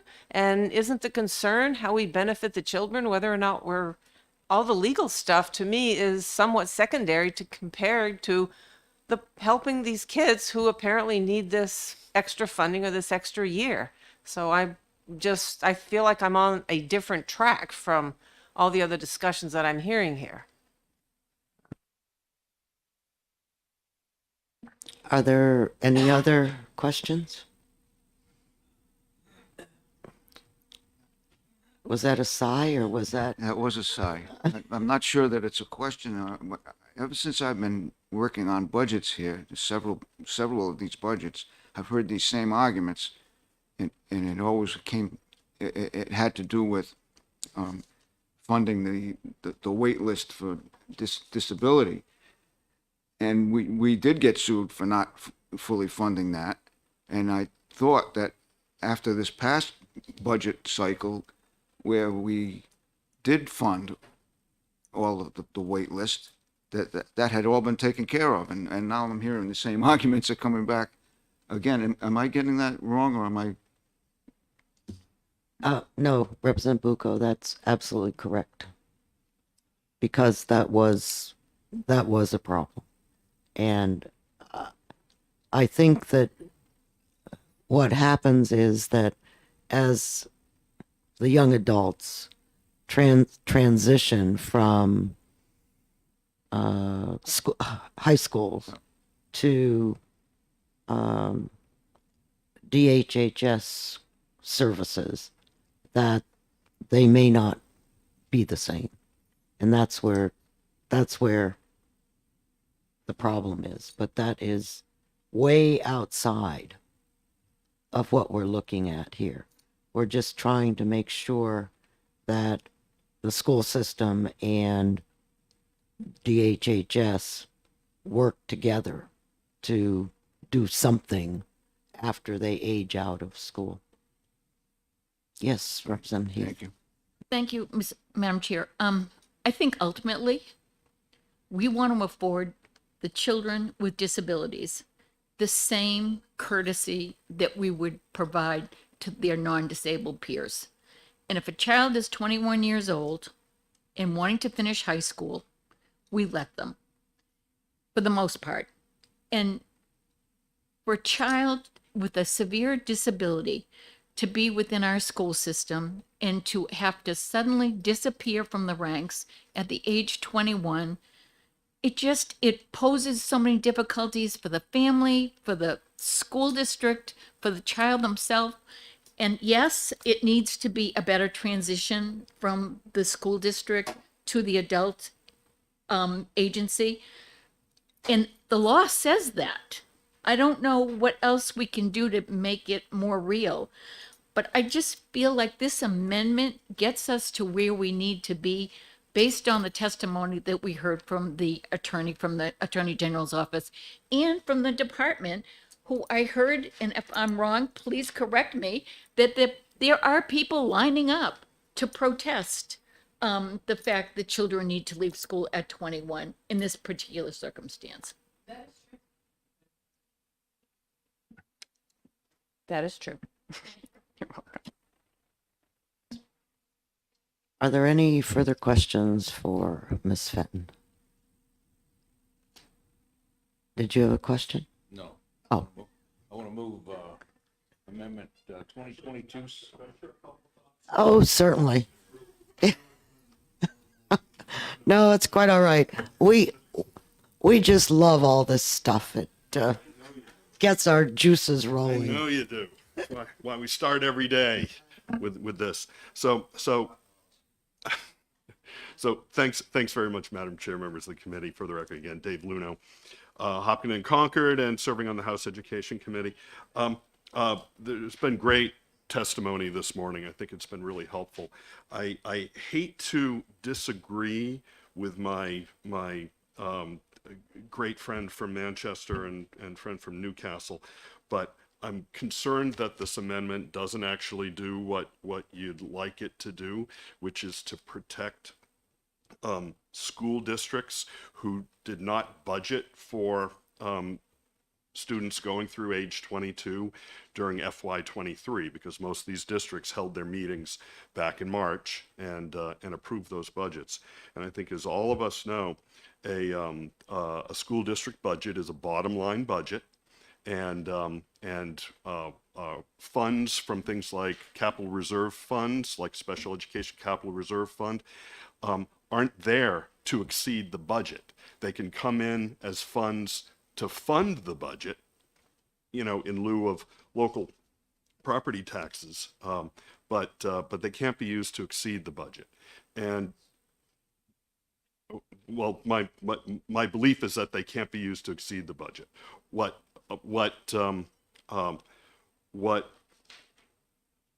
most districts have been, what some districts, let me say, have been able to do is when a district has a, let's say, 2 or 3% undesignated fund balance, is reappropriate from one line to another line. But we've seen a number of districts tighten up on budgets, and the amount of undesignated fund balance that would be anticipated going into the following year tends to be less and less and less. So it may not be sufficient to accommodate a change in policy requiring students to or allowing students to continue in school through age 22. That's my first concern, that the amendment doesn't actually address it, because it's very clear from the amendment that it comes in to backfill in the following year. But talking about availability of funds for school districts in FY23, it doesn't provide for that, and I don't believe capital reserve funds are going to be able to use that to extend over their budget. The second point. Excuse me just a second. Did you look at the latest fiscal note? I haven't seen all I have is the amendment. I haven't seen Oh, okay. Because the latest fiscal note says 6 children with disabilities turning 21 during the current school year. Right. We had testimony to that. That's the number of students that we're looking at. And then 9 children with disabilities during the next school year, which is 22-23. So, but yes, Right. the school board has the right to take the money out of a capital reserve account, as they have to vote on it, obviously, in order to fulfill shortages in whatever the capital reserve is. Yeah, I believe that's only revenue shortages and not to extend beyond the budget. But that's 12 years on a school board, 8 years chair, and I've never seen our ability to go beyond what the voters approved as a bottom line budget at our March meetings. That said, I'm also concerned about the number of students that would be affected by this policy. I believe it's probably more than 4 or 6, and we do have 186 students that are currently over 20 years old and have not received their high school diploma. So this likely over time will apply to them as they reach the age of 22. And I think a question that we also had that was not satisfactorily answered in House Education was, what impact does this have on homeschoolers who are also EFA students in the state? Will they be eligible to receive their state EFA, because that's all state money? Will they be able to receive those payments from the state through through their 22nd birthday. And I think that's an open question.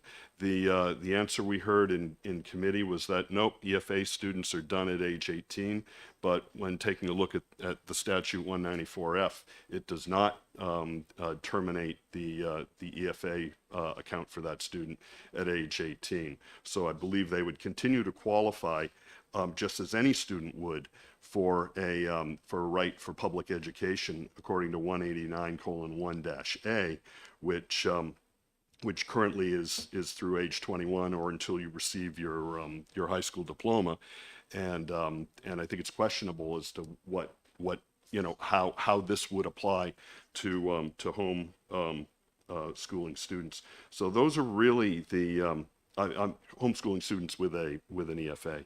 So those are really my only two thoughts. It was clear in House Education that that this bill, I think, lacked a comprehensive financial review that I think the legislature should be entitled to, and I think that was really the concern that we had, and are hopeful that that the Finance Committee is going to look for that type of comprehensive report. I think that was part of the reason why we did put a study committee on it, but I certainly understand removing the study committee as long as a comprehensive analysis of how changing this policy would ripple through obligations for local taxpayers as well as the state. Are there any questions? If I didn't know better, I would say that you're recommending ITL. I would, personally, Madam Chair, I would proceed very cautiously with this, and I certainly cannot speak for Attorney Bond. I think Attorney Fenton did a good job at summarizing his testimony that we heard in House Education. It may be worth taking a look at that video and hearing from that. I have in my notes here, next to Attorney Bond's testimony, that New Hampshire may be different from Rhode Island, and I think he may have said that, but I don't want to put words into his mouth on that. And I think there's certainly a number of other areas that Attorney Zellin has brought up that go well beyond my competency in this area, in terms of a note of caution. And so that's all I'd really like to leave with the committee.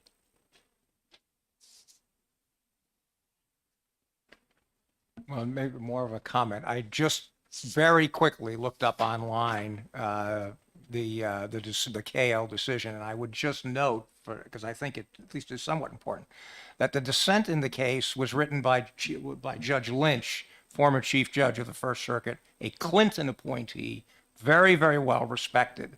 So it seems to me that, she may have been wrong. I haven't studied it. She may have been wrong, but this is not like, this is some, insubstantial person who wrote a crazy dissent, and we don't have to worry about it. I'm very confident that that's not the case. So she may be wrong. The majority may be right. We might lose if there was another lawsuit, but I don't think that it can just be assumed that that the majority was definitely correct. Representative Heath. Madam Chair, could we hear from disability rights, please? I think it would be nice to hear from the other side as well as legislators, for folks who are represented. Okay, absolutely. Thank you. Great. Thank you very much. Okay, thanks, Dave. Thank you. For the record, my name is Karen Rosenberg. I'm an attorney with the Disability Rights Center. I'm also the policy director. So I wanted to answer some questions that have been raised here. One from Representative Lynn about what other circuit courts have weighed in on this decision. And for your information, the Second Circuit Court of Appeals and the Ninth Circuit Court of Appeals have also issued similar decisions in cases challenging states' failure to provide a free appropriate public education to students with disabilities until the day before they turn 22. And the decision from the Second Circuit arose out of Connecticut, and it was decided last summer. So it's a very recent decision affirming this point. And in terms of the facts and New Hampshire's provision of adult education compared to Rhode Island's, it's quite similar, actually.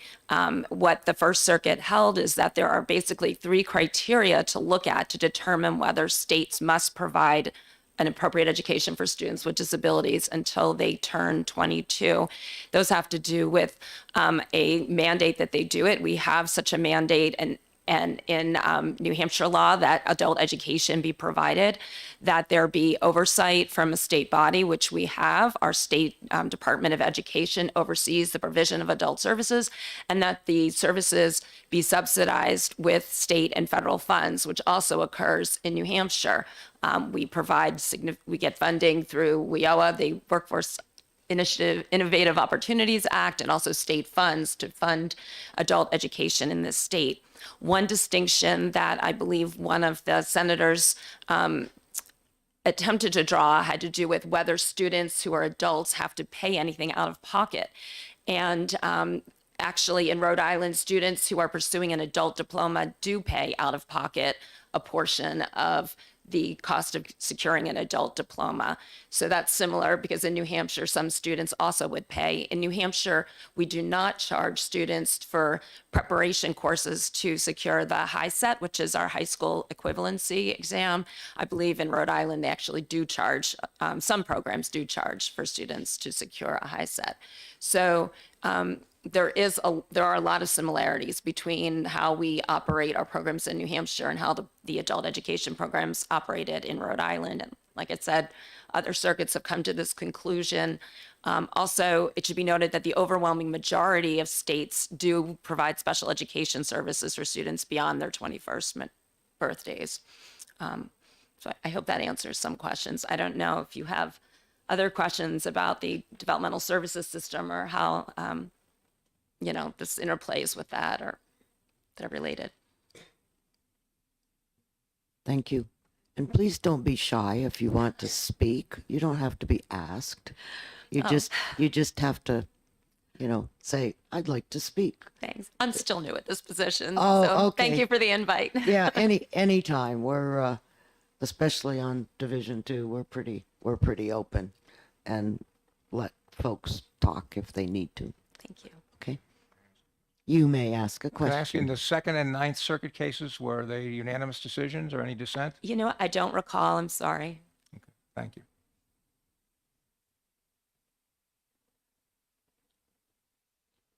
Did you have a question, Representative Murray, or is this just the headache? No, I'm that's, just thinking. oh, But okay. yeah, if I may, if you don't mind, Madam Chair, can you, again, wasn't here the other one, just speak to the problem that this is attempting to solve, this gap between when you're 21 and you have to leave school, but other things haven't kicked in yet because you're not 22. Can you just give a little scenario So- for what is this solving? So I think there are actually 2 separate concerns here.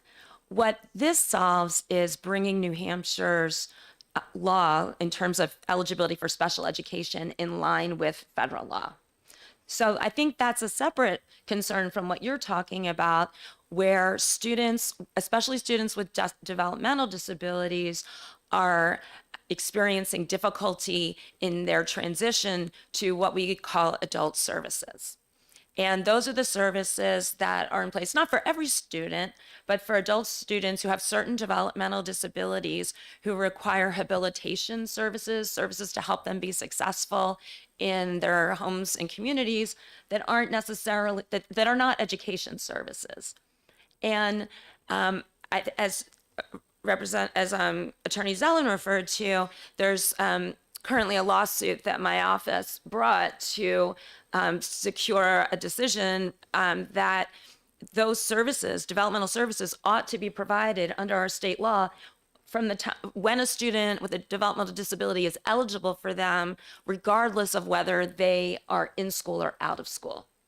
So that's a gap that we're trying to address. And there's actually a bill that may come before you. I think maybe not. Maybe it's Division 3, SB 430, that creates a pilot program to start providing some state funds for students between the ages of 18 and 21 who are still enrolled in school. The position that the Department of Health and Human Services has taken is that when students are in school and over 18, that they are not entitled to developmental services. We disagree with that. Did that answer your question? It's helping me, yes. If you have more, it's okay. I talk fast.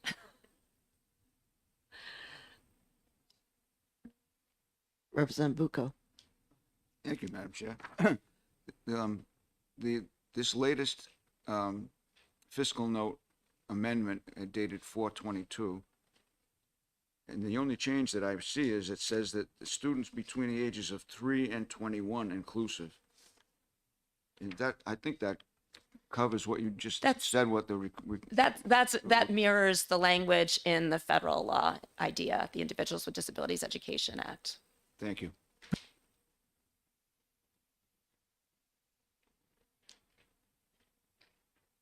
Are there any further comments? Caitlin, did you have your hand raised or no? Is there any, Mr. Zellen? Just note the fiscal note, the latest one is combined, is limited to students in residential placements. Being shown that's. And in addition, as I flip the page, in addition to those in separate schools, but still omits those who are attending local public high schools, who can be very expensive when their transition services might be $11,000 a month.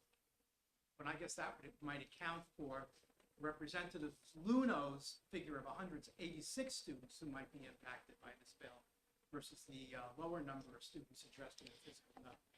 I think that Rebecca Fredette may have secured some updated numbers, but also I think it's really important to keep in mind that we're not talking about an unfunded mandate here because this is a federal mandate. So it's not subject to our constitutional prohibition against unfunded mandates. And Not to mention we are funding it. Right. What? Yeah. in my memo, I address exactly that argument and attempt to show why it is incorrect. Okay, thank you. Thank you very much. It was nice meeting you, and hope that you'll have lots of fun here. I am. Thank you. Just like we do every day. Representative Turcott.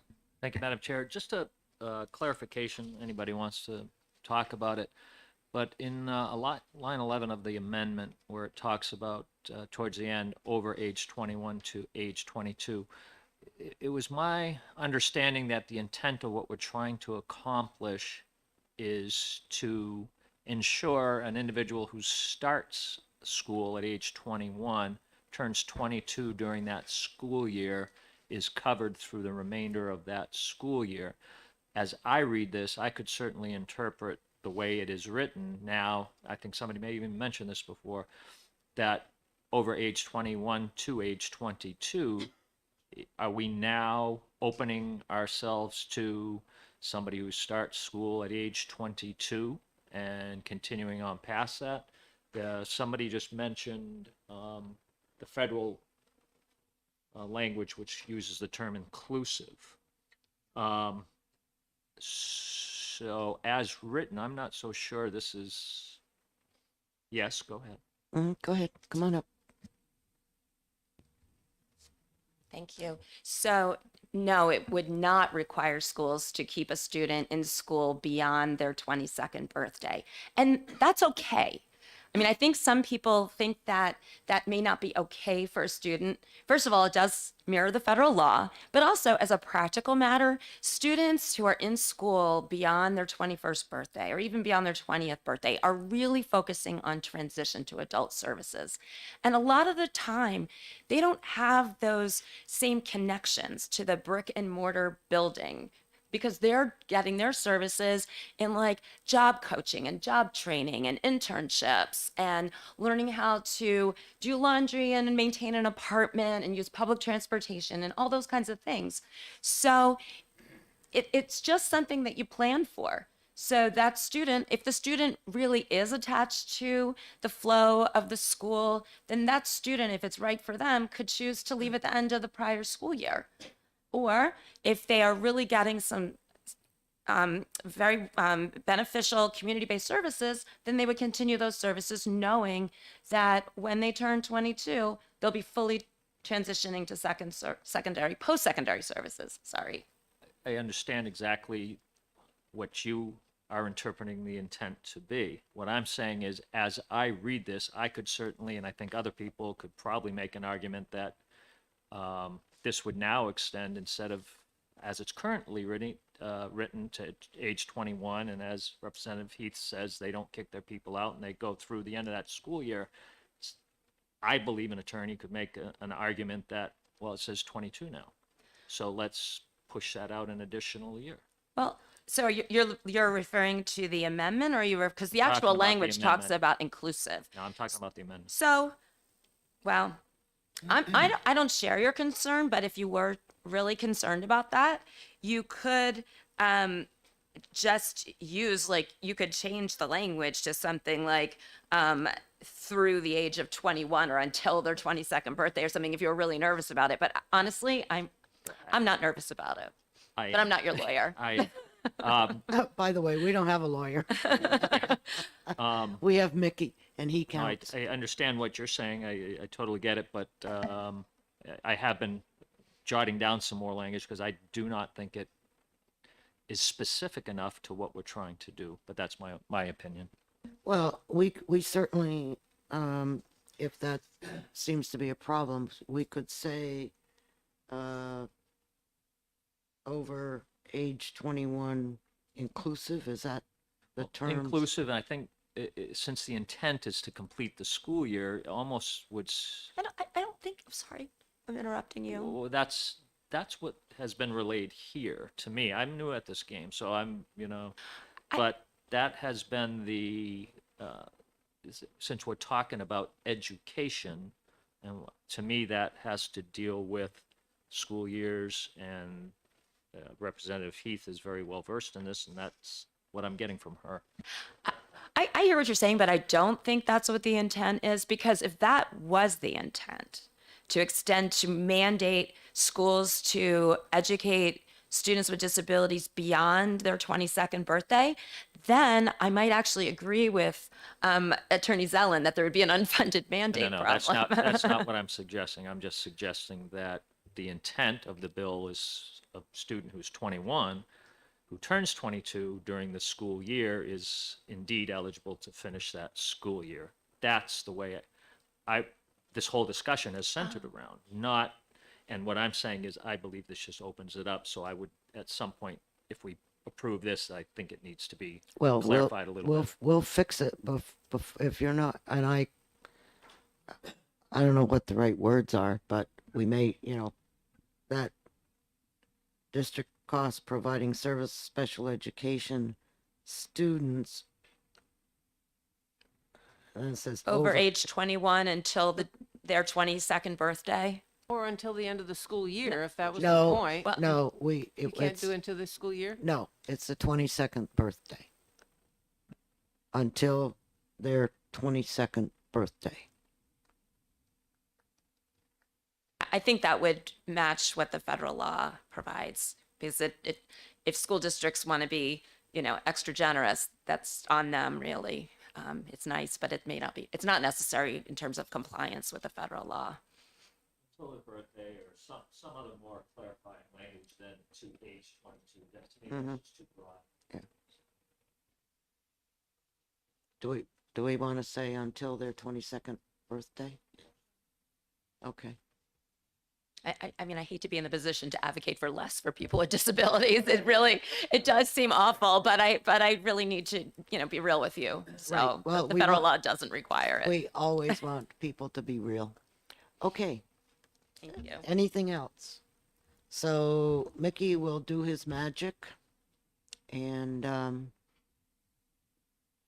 Are we all set with the section about the, adult services I coming in? I think so. I think you were okay with it, right? I don't believe, sorry, Rebecca Fredette. I don't believe the adult services specifies an age of 21. I believe it says until they graduate or exit school. What it says here is a provision of such services does not preclude adult development disability services for which the student over 20 years of age may qualify. That's that's what I want to fine. make sure that Yes. that's the language that we need to address, that if in fact that the child is 21, finishing the school year, or whatever services they're finishing, that they are entitled for that transition into the adult services as well. Mike, is that making sense?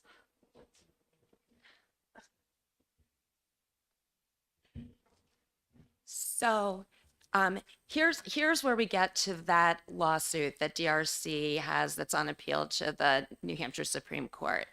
So, in the case where we prevailed in Superior Court, the court held that students who are over 18 years of age, who also are eligible for developmental services, are eligible to receive those services when they're in school if they're not services that are the responsibility of the school district. And in transparency, this is now the State Department of Health and Human Services is appealing that decision.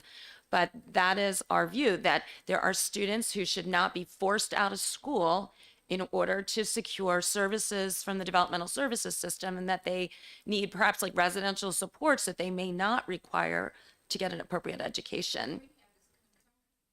Well, Voc Rehab is another service that students could receive. I did sort of wordsmith a little something with Attorney Zellen that he might feel better about in terms of addressing this issue, which we could share if you want to. We would love to share. What did you do? Did you keep it? Okay. So that I did a little wordsmithing and ran it by Attorney Zallen to sort of restructure this in a way that would make it clear that students who qualify for developmental disability services could secure those services if they're not required for the student to receive a free appropriate public education. And the way that I crafted it was to basically capture all adult students. Like I said, this is something that is currently being appealed about whether this applies to all adult students, whether, we think it should, or whether you want to take a narrower approach and only have it, something like this apply to students who are over 21. Of course, we agree that it would be better to just have this provision kind of cleared up in terms of adult students securing the services they're entitled to. So my beautiful handwriting, I Yeah, can circulate. I understand that, but this bill is dealing with the 21 age. And so that other issue is an HHS So what we could do is, issue. yes, make it 21 and Well, we I try to mean, propose something like that. I'm just looking at this for the first time. Just 2 minutes ago. I just wrote it 3 Yeah, minutes and ago. Yeah, and maybe that if you were interested in it, it's not perfect. I think it's the closest we could come up, the best we could do now under these circumstances. How except- about if I give you an hour? But okay, all right, I'll be quiet and let's work on it. Okay. Yeah, okay. So let us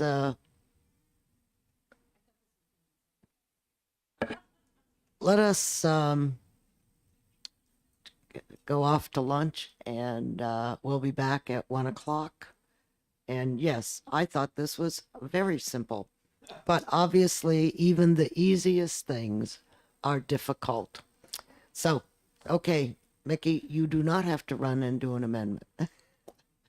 Okay. All right. See you back at 1.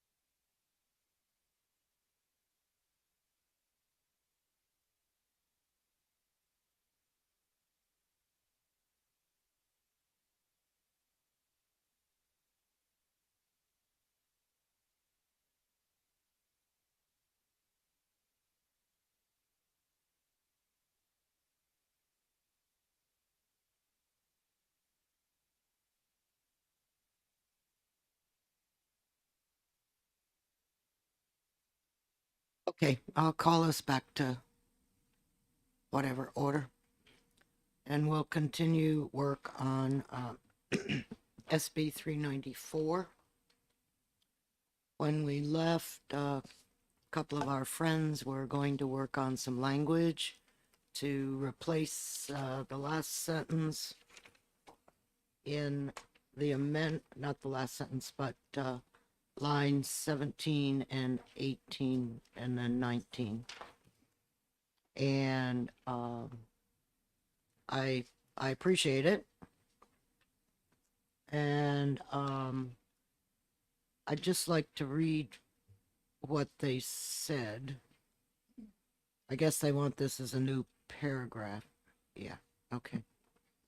A student's receipt of special education services under RSA 186-C shall not affect whether such student may simultaneously receive developmental disability services which they may be eligible to receive under RSA 171-A.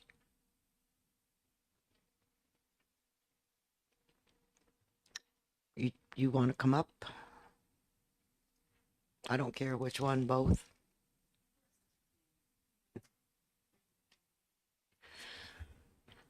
Well, we all want what's best for kids. Yeah. So Sure. Just one question. Where does this language start in the bill? Okay.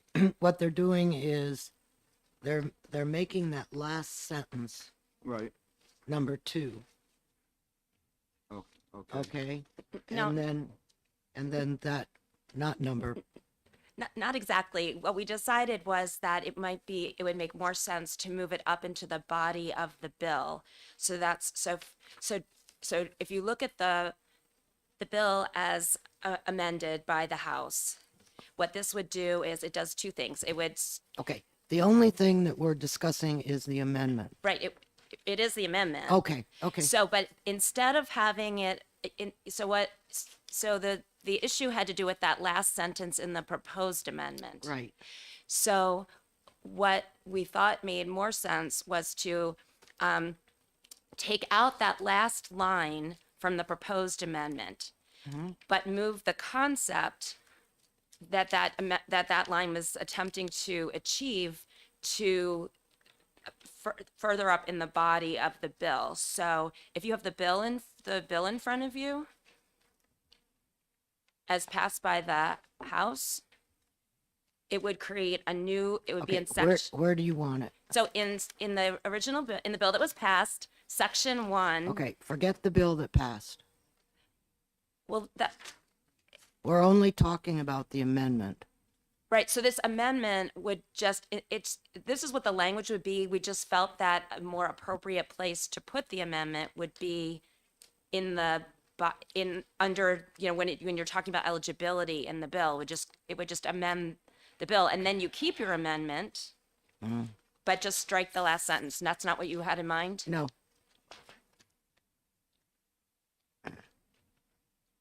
The amendment replaces the entire bill. I think Yeah, it does. Section 2. By replacing all after section 1. right. So the amendment is just section 2, right? And then the bill, what we propose to do is put this concept in section 1 because it's kind of keeps all the eligibility stuff together. Oh, okay. So you're saying at the end of section 1, which we didn't eliminate. Right. You would add this concept, right? And then if you did that, then you still keep the amendment that you are proposing with the one exception that you would no longer need the last line of what is in the proposed amendment, Roman numeral 1. So you could just strike that last line. Okay. Okay. Right, because we've taken care of that concept by moving it up to under eligibility. And does that make sense? Now it does. And our rationale was that that sentence that we're removing. If we left it where it was, it would be linked to just one school year. And we wanted to have that sentence relating to the children with developmental disabilities, modify the whole scheme, not just the hold harmless clause pertaining to that one school year. And we tried, the language that we're proposing, we tried to make as neutral as possible so we didn't tilt the tables one way or another in terms of whether the area agency would have a duty to children who are still receiving special ed. We thought we just let the Supreme Court decide that, and we didn't want to create any legislative history that would have any impact on that case. Okay. Does everybody get that? Other than me, who was like totally something else? Tom, oh, sorry, Representative Bucco. Thank you, Madam Chair. If we're leaving section 1, it already contains language that says between the ages of 3 and 21 inclusive. I thought that was the intent of trying to change the language. That language is already there. Right? No, the language that we're replacing is in the amendment on line 17, 18, and 19. Provision of such services does not preclude adult development disability services. That's going away, Okay. okay? But this will go up here under paragraph 1. I got it. Under paragraph 1? Yeah, so it would be a paragraph Roman 2, Okay. Yeah, right? Okay, I thought you were leaving 1 and putting in, okay, thank you. I mean, I think I could sum up the effects of what we're doing this yeah, way. it's okay. I think we understand the effect, and Can I answer your question about that? certainly, I understand what you want to do, but I guess as I read this, a student's receipt of special education services under 186C shall not affect whether such student may simultaneously receive developmental service. But by saying that, isn't the way DHHS is now operating, it does affect it. The fact that the student is receiving special education services means they can't get these services. So if we say this, haven't we I mean, you may not have intended this, but haven't we said in effect, you don't need a lawsuit, you won? Well, we really, that would have been just like awesome if we could have done that, but we knew that was not really fair to do that. So what we think that this does, though, is it says that it acknowledges that they have to be eligible to receive those services. So there are actually some services that students, even like under 18 years old, that are developmental services that they are entitled to receive, even though they're receiving special ed services. So there are some that there's not even a debate about. So for example, we have an in-home supports waiver for kids who are, I believe it's up to 21 right now, that's more limited than what our developmental disabilities waiver provides. So those students receive those in-home supports and they go to school and there's no debate even about that really what that means. Where the debate is at what age is a student eligible to receive developmental services under our developmental disability waiver program. It's a Medicaid waiver program. And so by using the word developmental services, which they may be eligible to receive, really kind of leaves it up to the decision makers. At this point, it's going to be the New Hampshire Supreme Court about when a student who is enrolled in school is eligible. No, it's not up to the Supreme Court. It's up to HHS. Well, there's a case before the Supreme Court. There may right be. now, so. Okay, there may be, but that's not. Well, I agree that the term whether, you can interpret it one way and you can interpret it another way.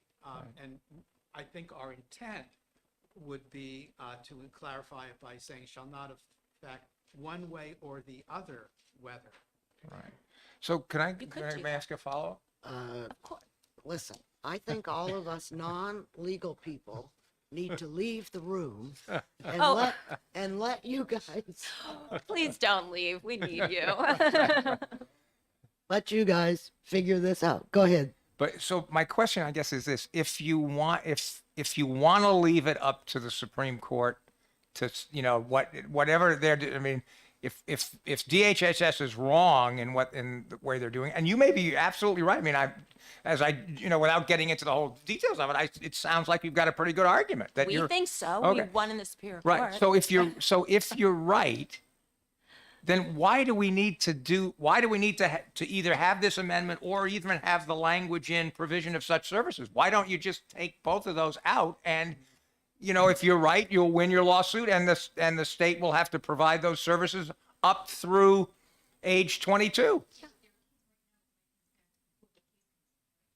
Well, I'm not sure we're going to see eye to eye on this. I think it would be okay to do what you're talking about, because it does purely leave everything up to, who is now going to be the decision maker. I'm not sure that my colleague would feel the same way, because I think there's a concern that area agencies aren't doing what they need to be doing for students with developmental disabilities. So I don't want to speak for you, but Well, I think if But as I've said, we cannot solve that problem.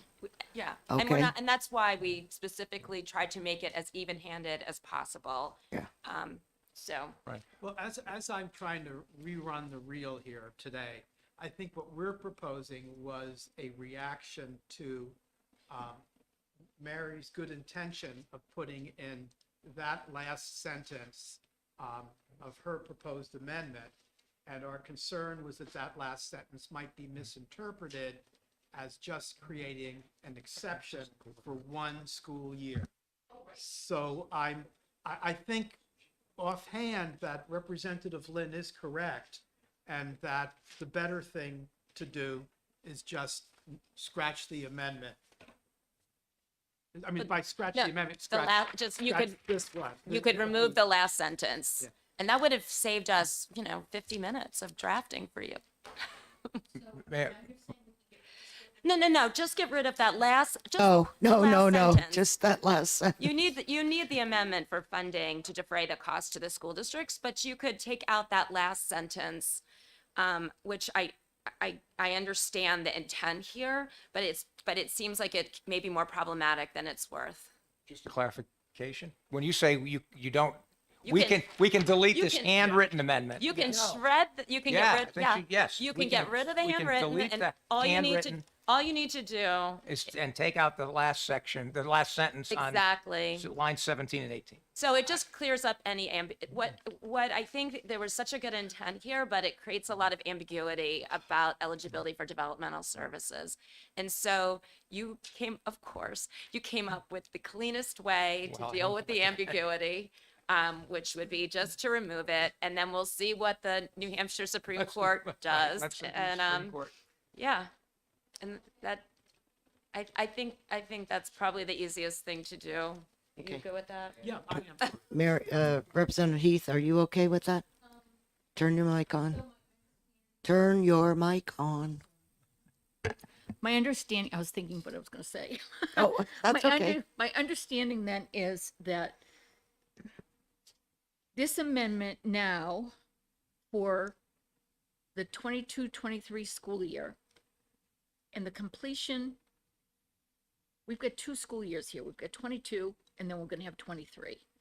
So for the completion of 22 and for the Department of Ed, for all of 23, okay, but and 22 as well, Yeah, well, the school year starts in September, which is still 22. okay. Right, right. So that there will be funding for those students.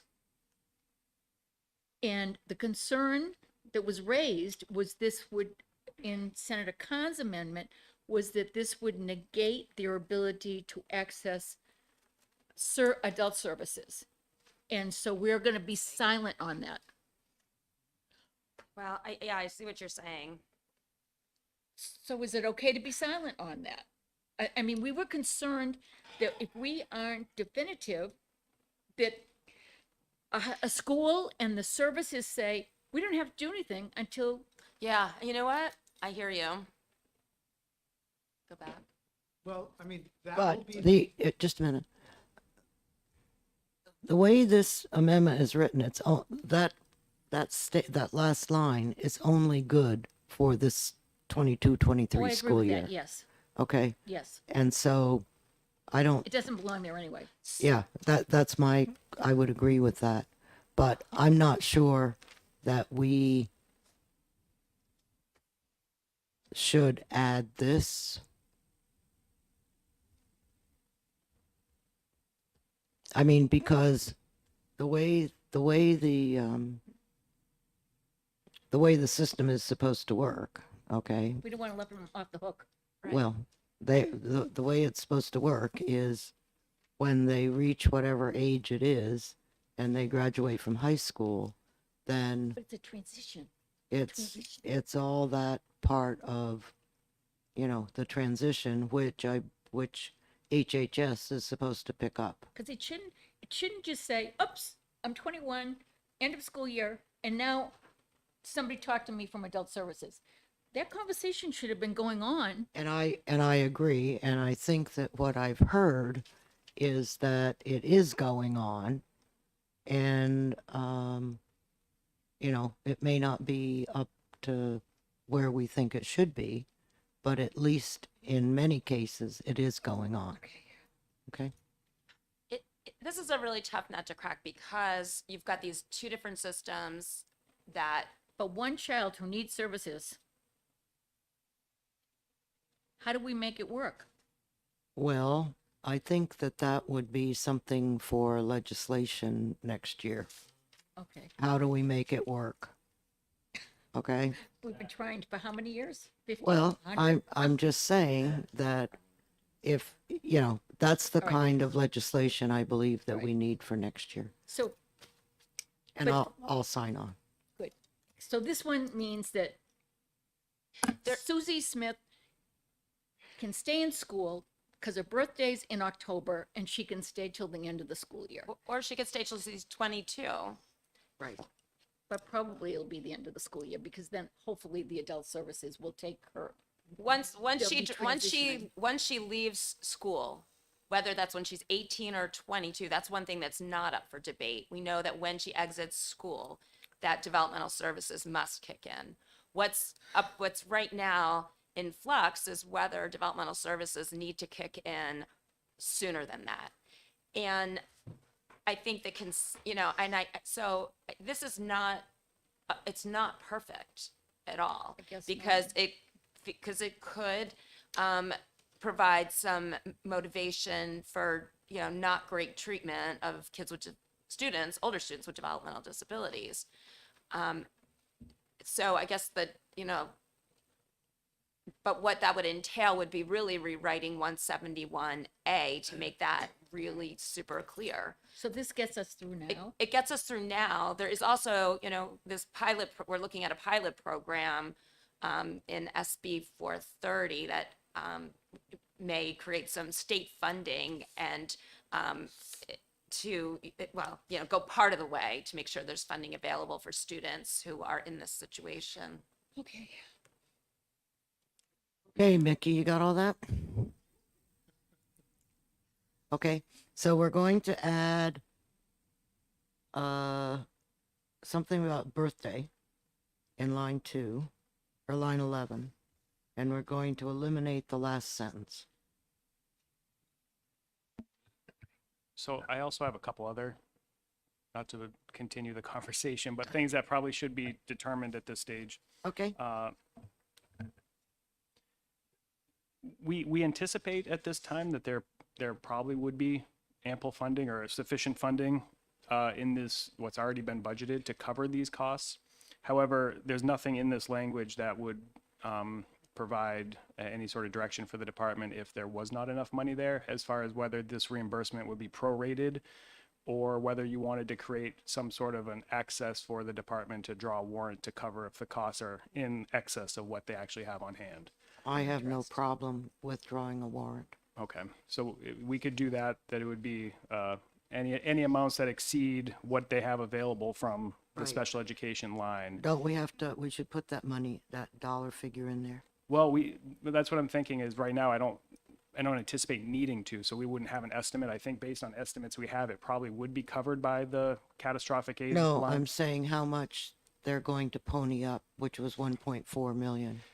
For this year, we have 1.4. For next year, I'm not sure. It's too early to know what the reimbursement for fiscal 23. So it'll be 1.4 okay. plus something to pay for this reimbursement. So we don't have a full number yet as to what may be on hand.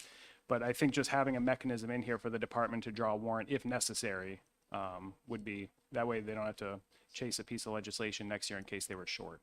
Make it very, very, if. Yes, absolutely. And the other thing is, just to be clear, are we keeping the definition that this reimbursable period would just be services during the 2022-2023 school year? Because I know there was discussion of summer programs, and I'm not Right. sure if that was wanted to be included or not. No, Okay. okay, because by the time this legislation finally passes, gets signed, we're into summer programs, and there's plenty of ESRA money out there for summer programs. So there should be absolutely no reason why a school system can't manage the one or two, I mean, But if we're talking about cat aid, well, special ed aid, once a school district goes over that amount, it's eligible for special Right. ed aid. right. Right. So I mean, there's plenty of money out there to cover the summer months. So we'll drop an amendment that clarifies that it is until their 22nd birthday, that the sentence ending paragraph 1 starting on line 17 will be struck, and we'll add warrant language in the event that the department needs more money to make the full reimbursement payments. Mm-hmm.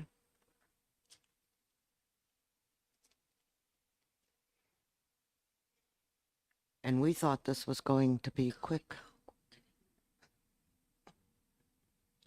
Okay, so this is, thank you, nice handwriting, whoever wrote it. That was you, I bet. I've seen his writing. Thank That you was a for your lawyer. work on this. I know it's been Okay. a lot. So, Very much. nope, not It's a, gonna not a take time, but problem. We're not done yet. Okay, so, I don't have this on the schedule for tomorrow, so I will recess this until, what have I got tomorrow?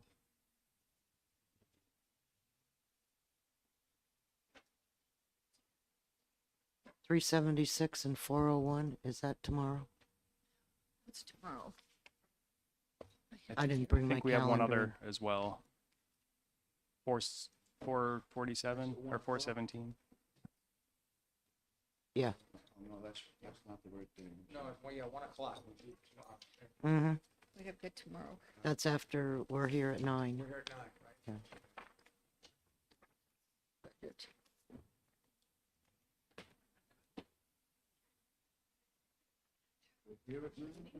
Yes, we're here for night. Well, Tomorrow we're the here for problem nine. is the calendar's wrong.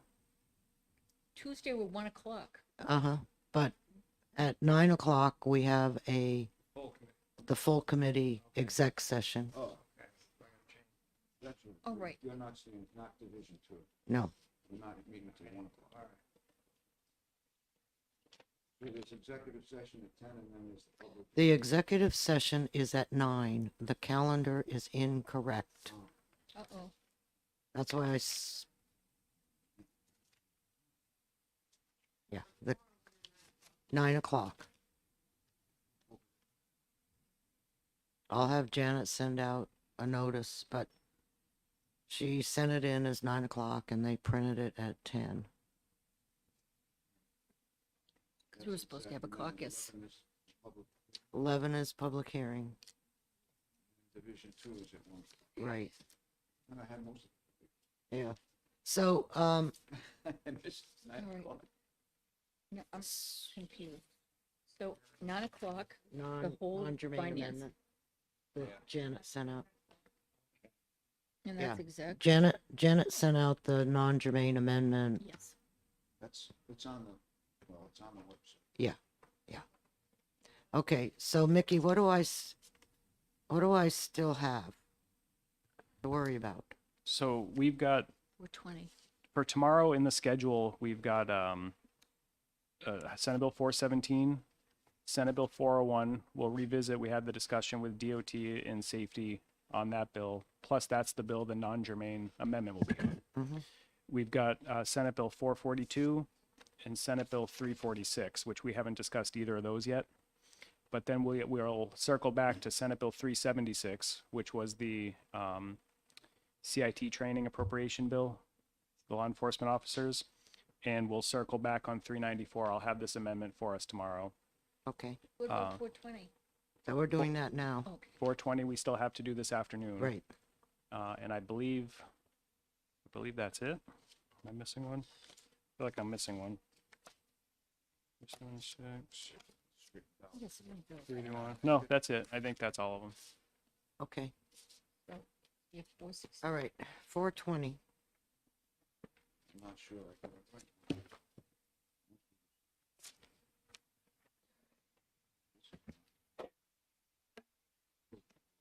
And do we have anybody here from the Senate to present this one? So, Mickey, you have an amendment for 420, right? I do. I have one that we discussed regarding the special education section. And I do have another one, a technical amendment that the department would like us to consider.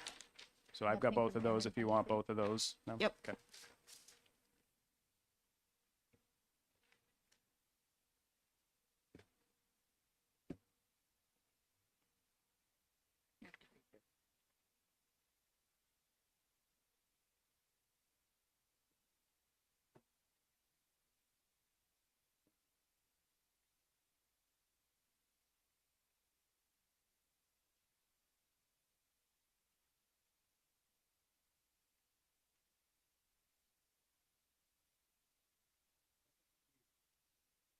We've got some.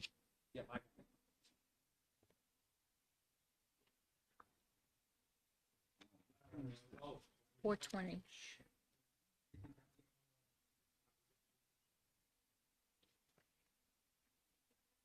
$420. 412.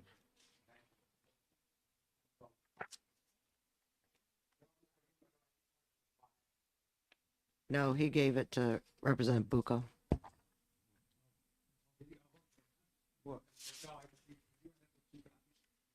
No, they're different. Oh, okay. 1727 and 1730.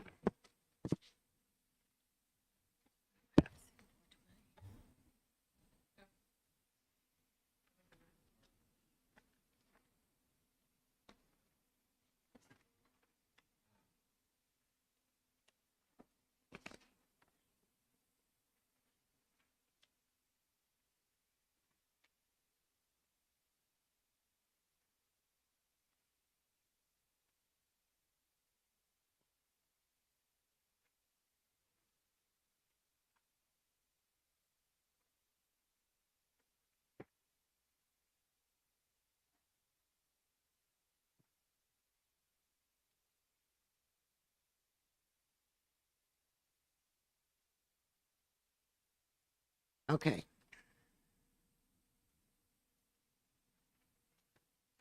This bill is called Extraordinary Needs Grant. And this has been discussed off and on for 4 years, I guess. It was one of the areas that we looked at in our last review of education aid, which was completed in 2018, I think it was. And basically, nothing happened with that study committee. None of the recommendations got in. So Representative or Senator Hennessy, for those of you that don't know, Senator Hennessy used to be on finance. And so I am often calling her Representative Hennessy, which is not right. So anyhow, she is introducing this bill to give municipalities that are, I don't want to say poor because that's the wrong term. Their valuation is low. And, that can be for any number of reasons. And this is to provide students in those districts with extra aid. Okay. And they have to receive free and reduced lunch price meals. Okay. Go again. So we'll get that free and reduced lunch thing straightened around again next year. It's easy to say that, but that's the best I can do. Because the Senate stripped it out, and I'm not going to, I don't want to get in a fight over it with the Senate again. I could, but I don't care to. And for those that are on Division 2, you remember we have HB, is it 603? Yes. Okay, that David we have, Munoz bill. that we have an interim study. So we will be having some interim study meetings on 603. And one of the issues that we'll look at in more detail is the free and reduced lunch thing. So I think we can't meet in July, but we can meet in August. So I'll schedule that for sometime in August. And then we have another interim study bill, which I'll schedule the same day so that we're not down here 6 times. Okay, so the First Amendment is a redefinition of equalized valuation per pupil.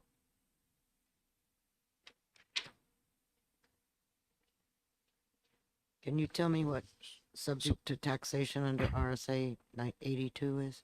Sure. So Mark is here from the department, and this was something that they had identified as a technical fix to align the bill's intent with the data that was used for the fiscal note and the calculation. So he could have better explained this than I can. Oh, okay. Come on down, Mark.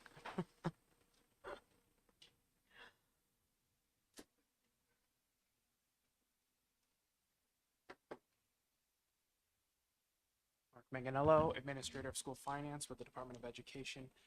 When Senator Hennessy was working on Senate Bill 420, she kind of identified the concept of extraordinary needs grant, and then she knew kind of what her objective was, but then there was a lot of data sets moving around, and the data sets on how it's based on equalized valuation per FNR students. So that's the concept, but then you have to define equalized valuation. And we were running some spreadsheets and a lot of different data sets were moving around. And in order to get the legislation to match the exact data set that she used in designing this grant, the technical amendment needs to go through. If the technical amendment doesn't go through, we still have a measurement of equalized valuation. It would just produce a little bit different results. It would actually cost, instead of 14.7 million, it would cost 15 million.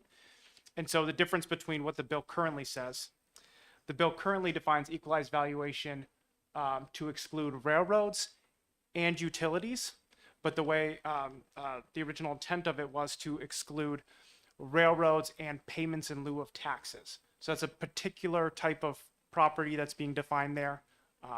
And so in order to match, in order to have that definition match the data set used, that's the... Does this definition match what DRA says equalized valuation is? It matches the data set they publish. Okay. So the data is available. Okay. So DRA wouldn't have any problem with this definition. I can't speak for them, but the data is available. They published the exact column of data that we would be using because I use that Okay. data set. Okay, so is the right term equalized valuation? Or do I say a portion of DRA's equalized valuation methodology? What do you think, Mickey? Mark can jump in here, but I think the idea here was to use equalized valuation as a base, but excluding certain components of that total overall municipal valuation. So we are using a DRA published, determined equalized valuation less certain types of properties. Okay, but that doesn't say that here. It's the Oh, wait, clause it says after, yeah. excluding properties, okay, subject to taxation under RSA 82. And that's the railroads, correct? Correct. Yeah. And the idea was to understanding the equalized valuations could be inflated. Perhaps maybe inflate is not the right word, but it was to reduce the valuation based on certain property types. So, I'll end there. I don't want to, that's all I know.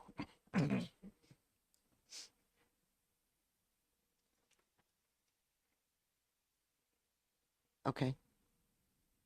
Yes, certainly. Thank you. So can I just, that I understand, they are excluded because they would artificially inflate property values in a community, and we want to get a more true sense of what those valuations are to get a better understanding of the lower property values outside railroads. I can't speak really. It's really the senator would have to speak to it, but it's really just the data set she was using. There's a lot of different data sets, and playing with the numbers, she felt that the data set that ultimately was used as the analysis, the $14.7 million analysis shows, excludes railroads, excludes pilots, and includes utilities.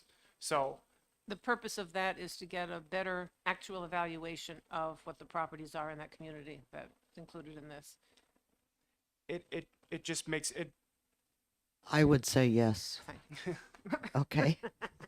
Thank you. To the extent that the equalized valuation number goes down, if you're reducing other components, the possible grants would go up just naturally the way this formula works. Yes. Just ask, I guess I'm not, I'm Yeah. not sure whether I'm going to let you ask any questions or not. well, I guess I'm not quite sure I understand the rationale. In other words, for example, in a community like Bow, which has the power plant, if it would be my understanding that that would contribute a lot to sort of the wealth of the town, in the sense that to the extent it pays higher taxes, it pays a lot of the town's percentage of taxes. That means that other taxpayers in the town pay, relative, proportionally less. And so why should that? So that's a good point. So just using utilities and Bow as an example. So in the bill, as the way it's drafted, which was not the exact intent of the senator, it excludes utilities. So that wealth is not captured as part of the equation. So Bow in that situation, when you take out the utilities, it seems like a less wealthy property town. But now we're including it. This amendment would include those utilities. So now it kind of like what Representative Murray was talking about, it would more accurately grab more valuation data and more accurately tell us something more about the property values of that town. It currently excludes 83F, RSA 83F, which is utilities, but the amendment would bring them back in by not excluding them. Okay, I see. Yep. All right. So then, and 82 is our railroads? Yep. Okay, and I assume that railroads actually do bring that, because they're not basically in operation, or at least not much. That brings down the. There's not a lot of Okay, money. all right. Yeah, utilities I think are a larger Yeah, chunk of money. Sure. No, I understand. Thank you. Thanks for the clarification. Are there any other questions on this amendment? Yeah. Yeah, okay. All right. So, on 1727. Okay. I have a motion to accept by Representative Petrie. Do I have a second? All right, gang. Do I have a second? Thank you. Yes. All those in favor, please say aye. Aye. Aye. Opposed? Thank you. We don't need a roll call. No, no, we'll do the roll call as amended. Okay, the next amendment is 1730. And we want to amend the title. And the reason the title needs to be amended is because of line 5, which says amend the bill by deleting section 4, which is the increase in special education grants. And I explained to the education committee that we could do one or the other, but I can't do both. Okay. If they want to bring it back into the budget next year, depending upon how much, what our revenues are projected to be, then we can look at it at that time. But at this point in time, we're committing ourselves to roughly 14.5 million extra in the budget. So I thought that was about as much as my heart could stand. So that's what this bill does, or this amendment does. On page 2, it's taking out from line 33 until line 7 on the next page. Mm-hmm.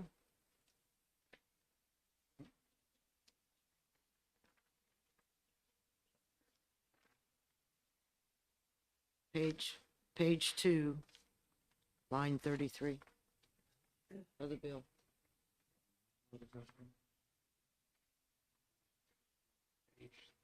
Okay.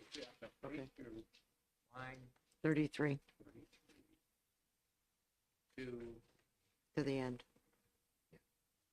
except for the effective date. Yeah.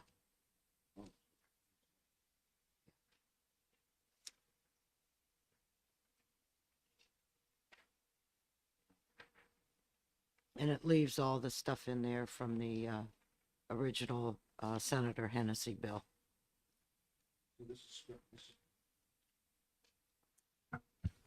This is deleting from line 33 and over onto the next page, the first 7 lines. That's correct. Thank you. Are there any questions? On the amendment, no. Okay. All right. Could I have a motion to approve amendment 2022-1730? So approved. Thank you. As All right. All in favor, please raise your hand. Okay. Thank you.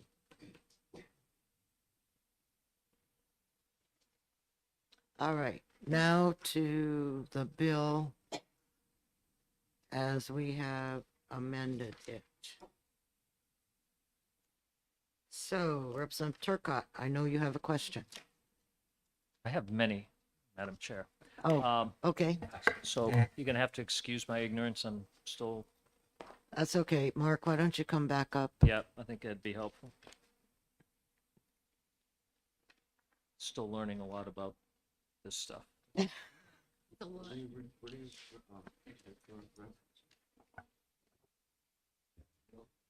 What's that? Yes, the bill. Just the bill itself. All right, so we are estimating that this extraordinary needs grant is going to cost somewhere around 15 million, 14, 15 million or whatever. Okay. Let's start with a real basic question. Where's that revenue coming from? It would come from the Education Trust Fund. And that money comes from? Business taxes, lottery, tobacco tax, lot of sources. Does any of that come from the towns themselves? The SWEPT at $363 million and 263 in fiscal year 23. That comes from it's raised and retained in the town. It goes from a municipal tax collector right to the school district, but we write that on our ledgers on the education trust fund as that money coming into the state and directly going out to the state back to the towns. That was my understanding. Okay. So my question then becomes the distribution on the sheets here. I'm assuming that's still relatively close to what we're looking at. Yes.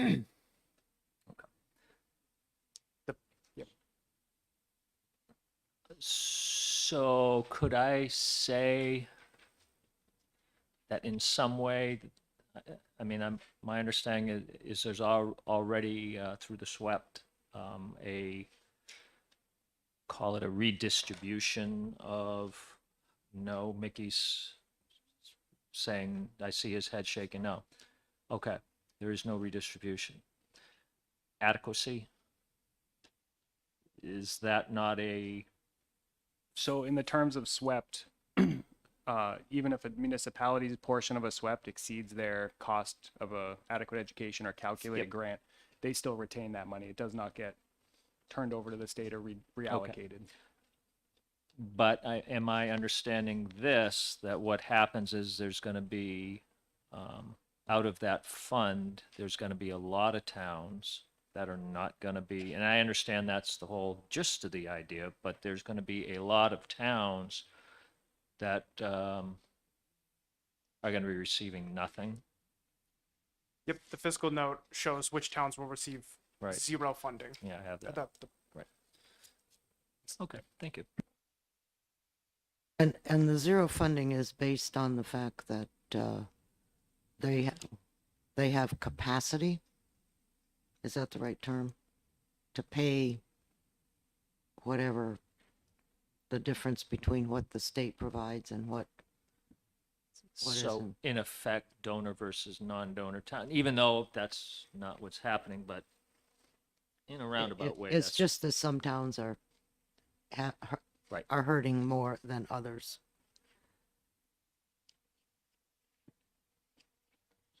Sure. So my only As long as question, it's not a legal question. well, my question, I guess, is this: is there anything about what we're doing here, this formula, that in some way is sort of inconsistent with the educational adequacy that we're supposed to provide via the Claremont decision, so that this will, hurt our position in litigation in the Claremont case in some way? I mean, I just don't know. Maybe it'll help it. That's getting close to a legal question, so. But no, the formula works, there's constitutional adequacy, and then there's other parts of that we call it adequacy, but it's not part of constitutional adequacy. Constitutional adequacy that's being litigated at the moment is $3,786.66 per kid. $1,900 and something for every FNR student, $2,000 for every SPED student. There's a building blocks of the formula that's part of constitutional adequacy. And then there's parts of the formula that are additional funding above and beyond what we are constitutionally required to provide. That includes stabilization grants, that includes relief aid, which was passed in the budget, and that would also include this grant. This is above and beyond what the state has defined as a constitutional adequacy. But how it impacts the courts, most likely the courts are, I would expect them to litigate the constitutional side of the formula, not this side of the formula, but the courts are going to do what they're going to do.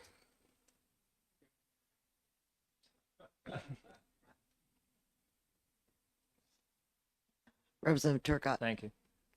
Just so I make sure I heard you right.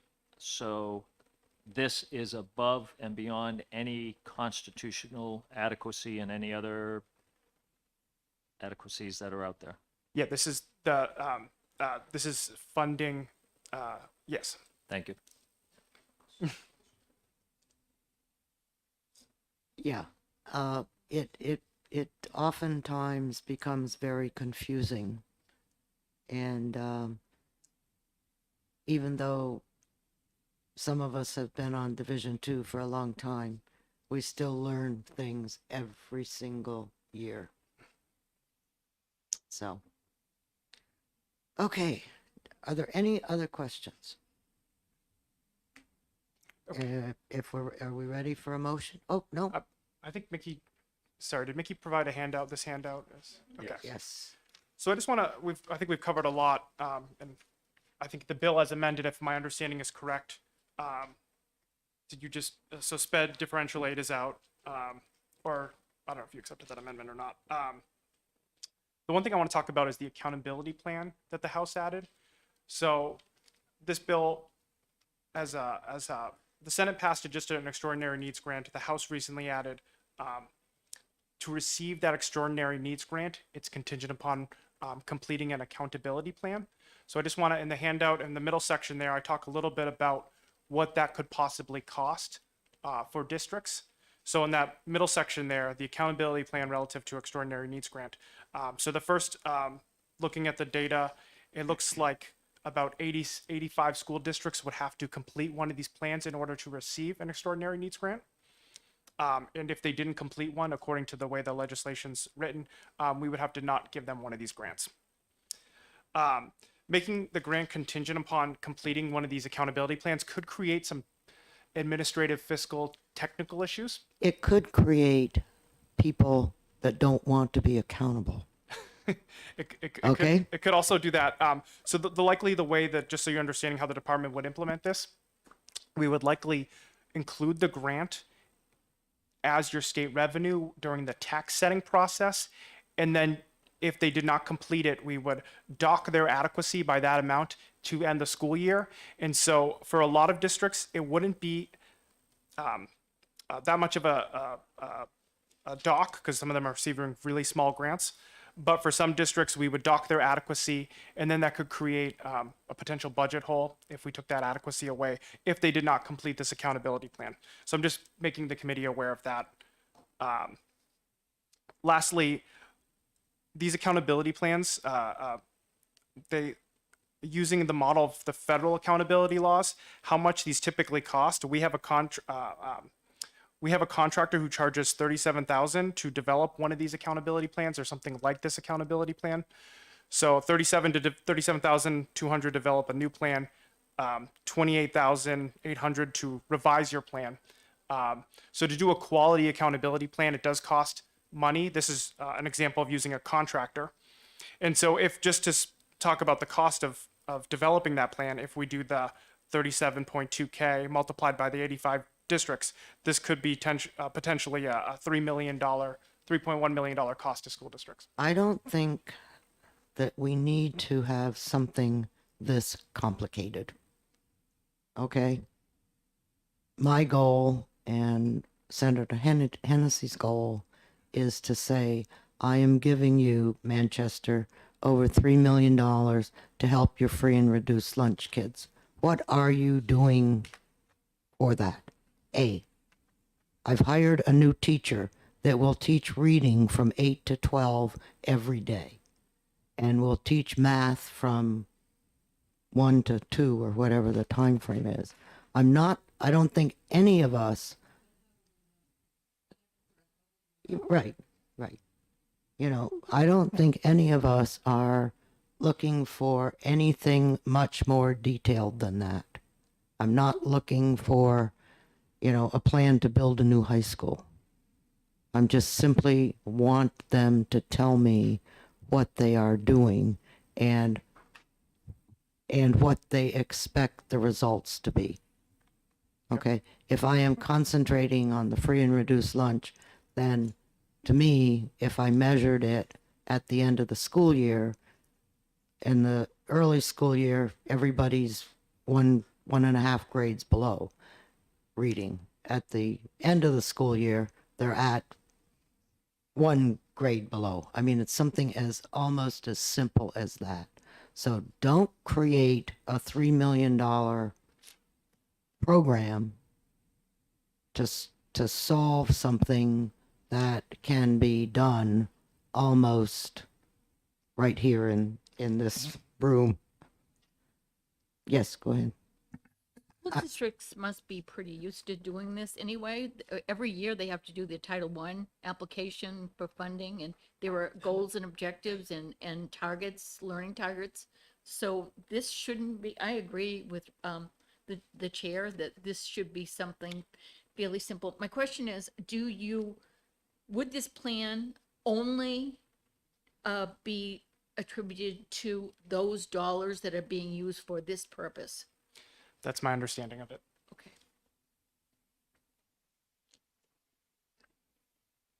If you look at the fiscal note and I'll just look at the last page. It says Woodstock gets $8,870.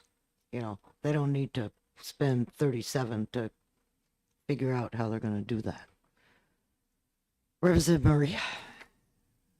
Thank you. So can you clarify, did you put this together? You said that it was, accountability was added into this, but there aren't proposals in that language as to how to do this?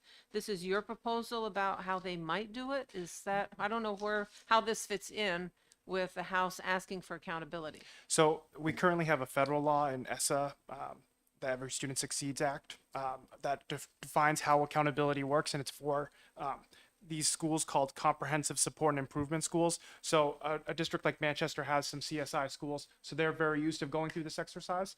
But we have very few CSI schools at schools that are in the bottom 5%, I believe, in testing. So Manchester has some experience going through that process. But the way we contract out, so we can use federal money to pay, so Manchester doesn't have to pay for that plan and do accountability by themselves. They can access our state contract we have, and the state contract is itemized in the way the table is. So we're just mirroring this off the way the federal law works. So if Woodstock is getting $8,000, you're asking them to pay $37,000 in order to get that? This is where I'm losing it. So in order to do a quality accountability plan, it would cost likely more than $8,000. But Can they just send a letter to Representative Umberger? if that's sufficient for accountability, the department would prefer that accountability is done with using data and bringing in stakeholders. We would prefer that it be paid for by the department with ESRA funds, okay? Yes. That's what we would Same. that's what we would prefer, rather than having every school district come in and apply for ESRA funds, if that's the kind of detail that you want.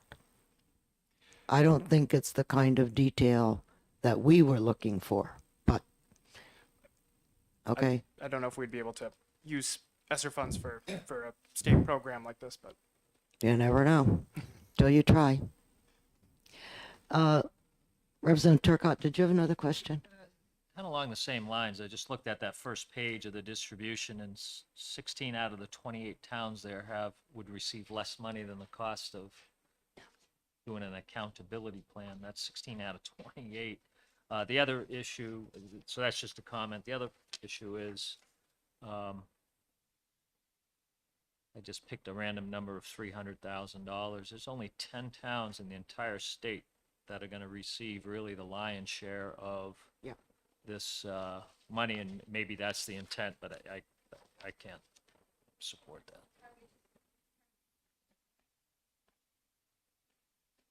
If for example,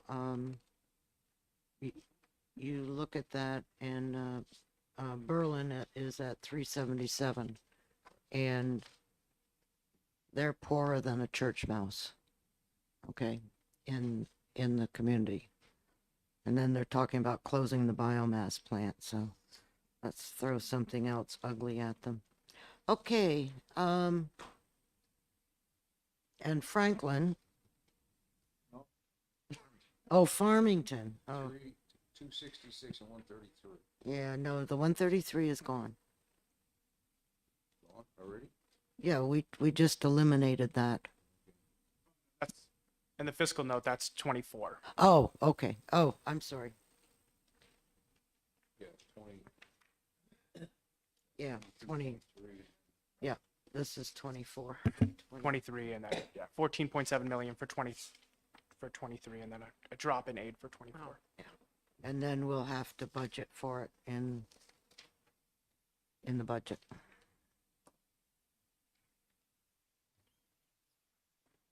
Are there any other questions? Yes. So I'm still stuck on accountability. What are we asking them to do?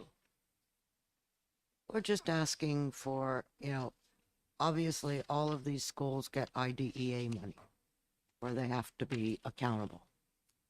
Okay? And so to me, this would be, I've got this underlying IDA money for school A, B, and C. And with this additional money, this is what I'll be able to accomplish. I don't think we need much more than that. So it's not what's proposed here. There's nothing proposed in Well, here. we're not doing that.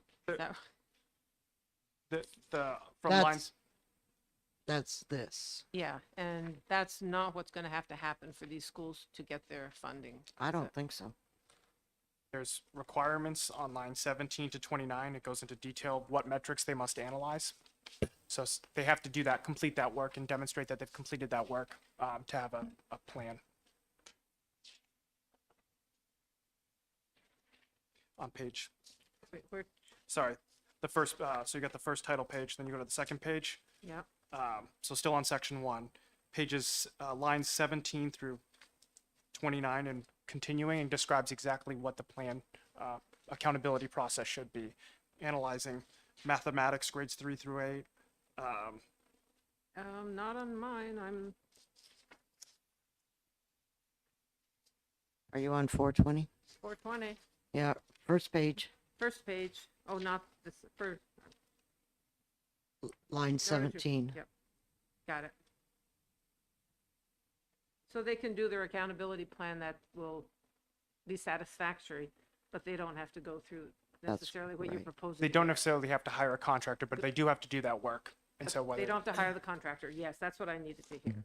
But they're really doing this work anyhow for IDEA Yeah, okay. and for ESSER. But, yeah. but they have to do this work specific to the funding they're receiving Correct. for the state funding, Right. this grant. Go ahead. But you need to.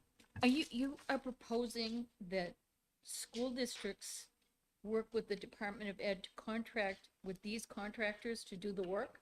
We're using the contract as an example to show how much it costs, Only as an example. as an example of how much it costs, and that could be potentially available to districts. So in a place like Manchester where they have a grants writer and evaluation person, that person would probably, and you said that it was only specific to those dollars that they're going to use coming out of this. If you have an accountability plan on federal dollars, it's focused on the use of those federal dollars and how you've improved your school with those Yes. federal dollars. So you have to Yes. mimic that same exact process, but with the extraordinary needs grant dollars. So almost every school district in the state does that if they're eligible for ESSER funds or for the ESA money. So everybody should know how to do this. I just can tell you how much it costs to have a contractor do that process. I just want to make sure that we're not imposing another big process on a school district. Thank you. If we are, I want someone to call me. I'll give you my number, okay? Representative Lynn. Yes, my colleague from Wyndham, Representative Sodi, asked me about that. I think it's a good question. If we're going to be providing these grants to certain districts, what about either charter schools or the new EFAs? I mean, do they, will they fit into this somehow? And if not, why not? So this is based, the metric here is, it's for district public schools that would not, charter schools and EFAs would not get any of this funding. It's based on property values over FNR students. So it's kind of meant to target communities with less property wealth. And that's because property taxes pay for district public schools and property taxes don't pay for charter schools. So the intent is to focus on district schools who depend on property wealth to fund their schools. Well, I mean, certainly, I guess I'm not clear on that. I thought that charter schools were public schools and they were funded by, at least in part, by property tax. They're not. They're not funded by. They're funded by state ETF dollars. And then- We the state, okay, pay for the charter school funding. We the state pay for the EFA. The EFAs, okay. Yeah, okay. All right. I So- knew that was true for EFAs. I didn't Yeah, realize it was true but- for charter schools. There are no local tax dollars that go to either of those entities. Okay. All right. and just to get a little into the weeds here, if you're looking for a vehicle to fund charter schools or EFAs, you wouldn't want to use property values. So you just want to find another vehicle to fund them because this formula wouldn't work. Wouldn't make sense for charters. Thank you.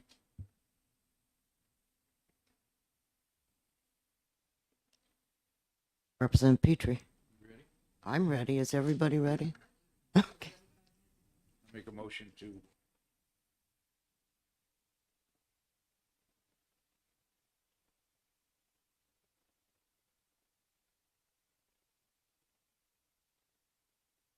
Okay. And we all know that there are two amendments to this bill. I'll merge those to be one amendment for the full Right. committee. Yeah. So we'll have a new number. Once I get that, I'll email Right. it to everybody. So it's OTPA. OTPA with two amendments out of ours. Yeah. Okay, and then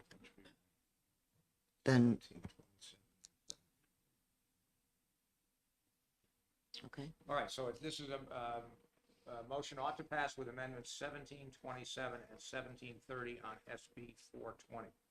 Representative Petrie. Yes.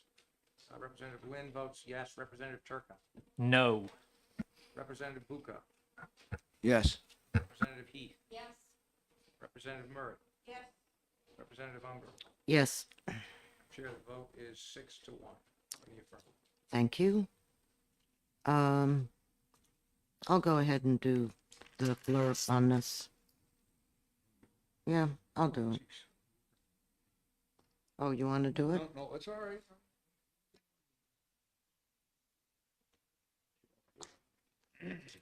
Well, might as well. Okay. So Mickey, let me make sure that I understand what we're supposed to be doing tomorrow. I know 1 o'clock. For division, 1 o'clock, correct? Right. And we have Senate Bill 417, Senate Bill 442, and Senate Bill 346, which are bills we have not discussed yet.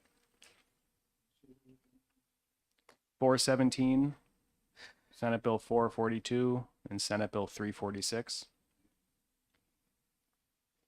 We'll have to revisit Senate Bill 376, which was the law enforcement CIT training appropriation. Senate Bill 394, which was the special education 21-year-old bill we discussed this morning, and Senate Bill 401, which is the DOT and the body cam fund appropriations, which will also take into consideration the non-germane amendment that we'll have a hearing on tomorrow morning. Okay, which one are the highways? 401, Senate Bill 401. Okay. Okay. And we will have amendments on that. If you recall, the Department of Transportation had suggested a bridge aid alternative or two. So I'll get something drafted. I expect to have that by the end of the day, and I'll send that out for everyone to have ahead of tomorrow.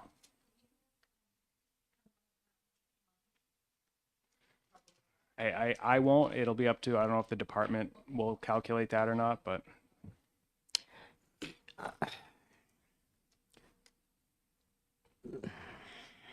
Okay. So if we can finish up on tomorrow, then we won't have to come back on Wednesday until 3 o'clock. But if we can't, then we'll come back on Wednesday. But Representative Heath, you were going to write a blurb. You gave it to Janet.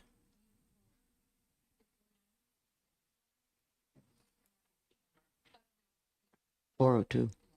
Okay, but Janet has it. Okay. Yeah, right, right. She'll get those later. Okay. It, pardon? Yeah, that's full committee. Yeah, that's the exec session on the 7 bills that we've already completed.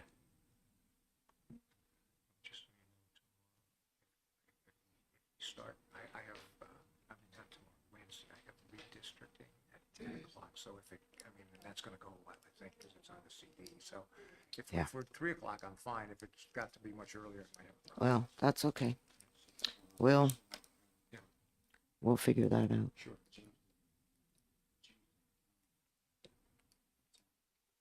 Yes, they did. Yeah. I know. Yeah, well, tomorrow's 9 o'clock. And I'll have Janet send out a reminder.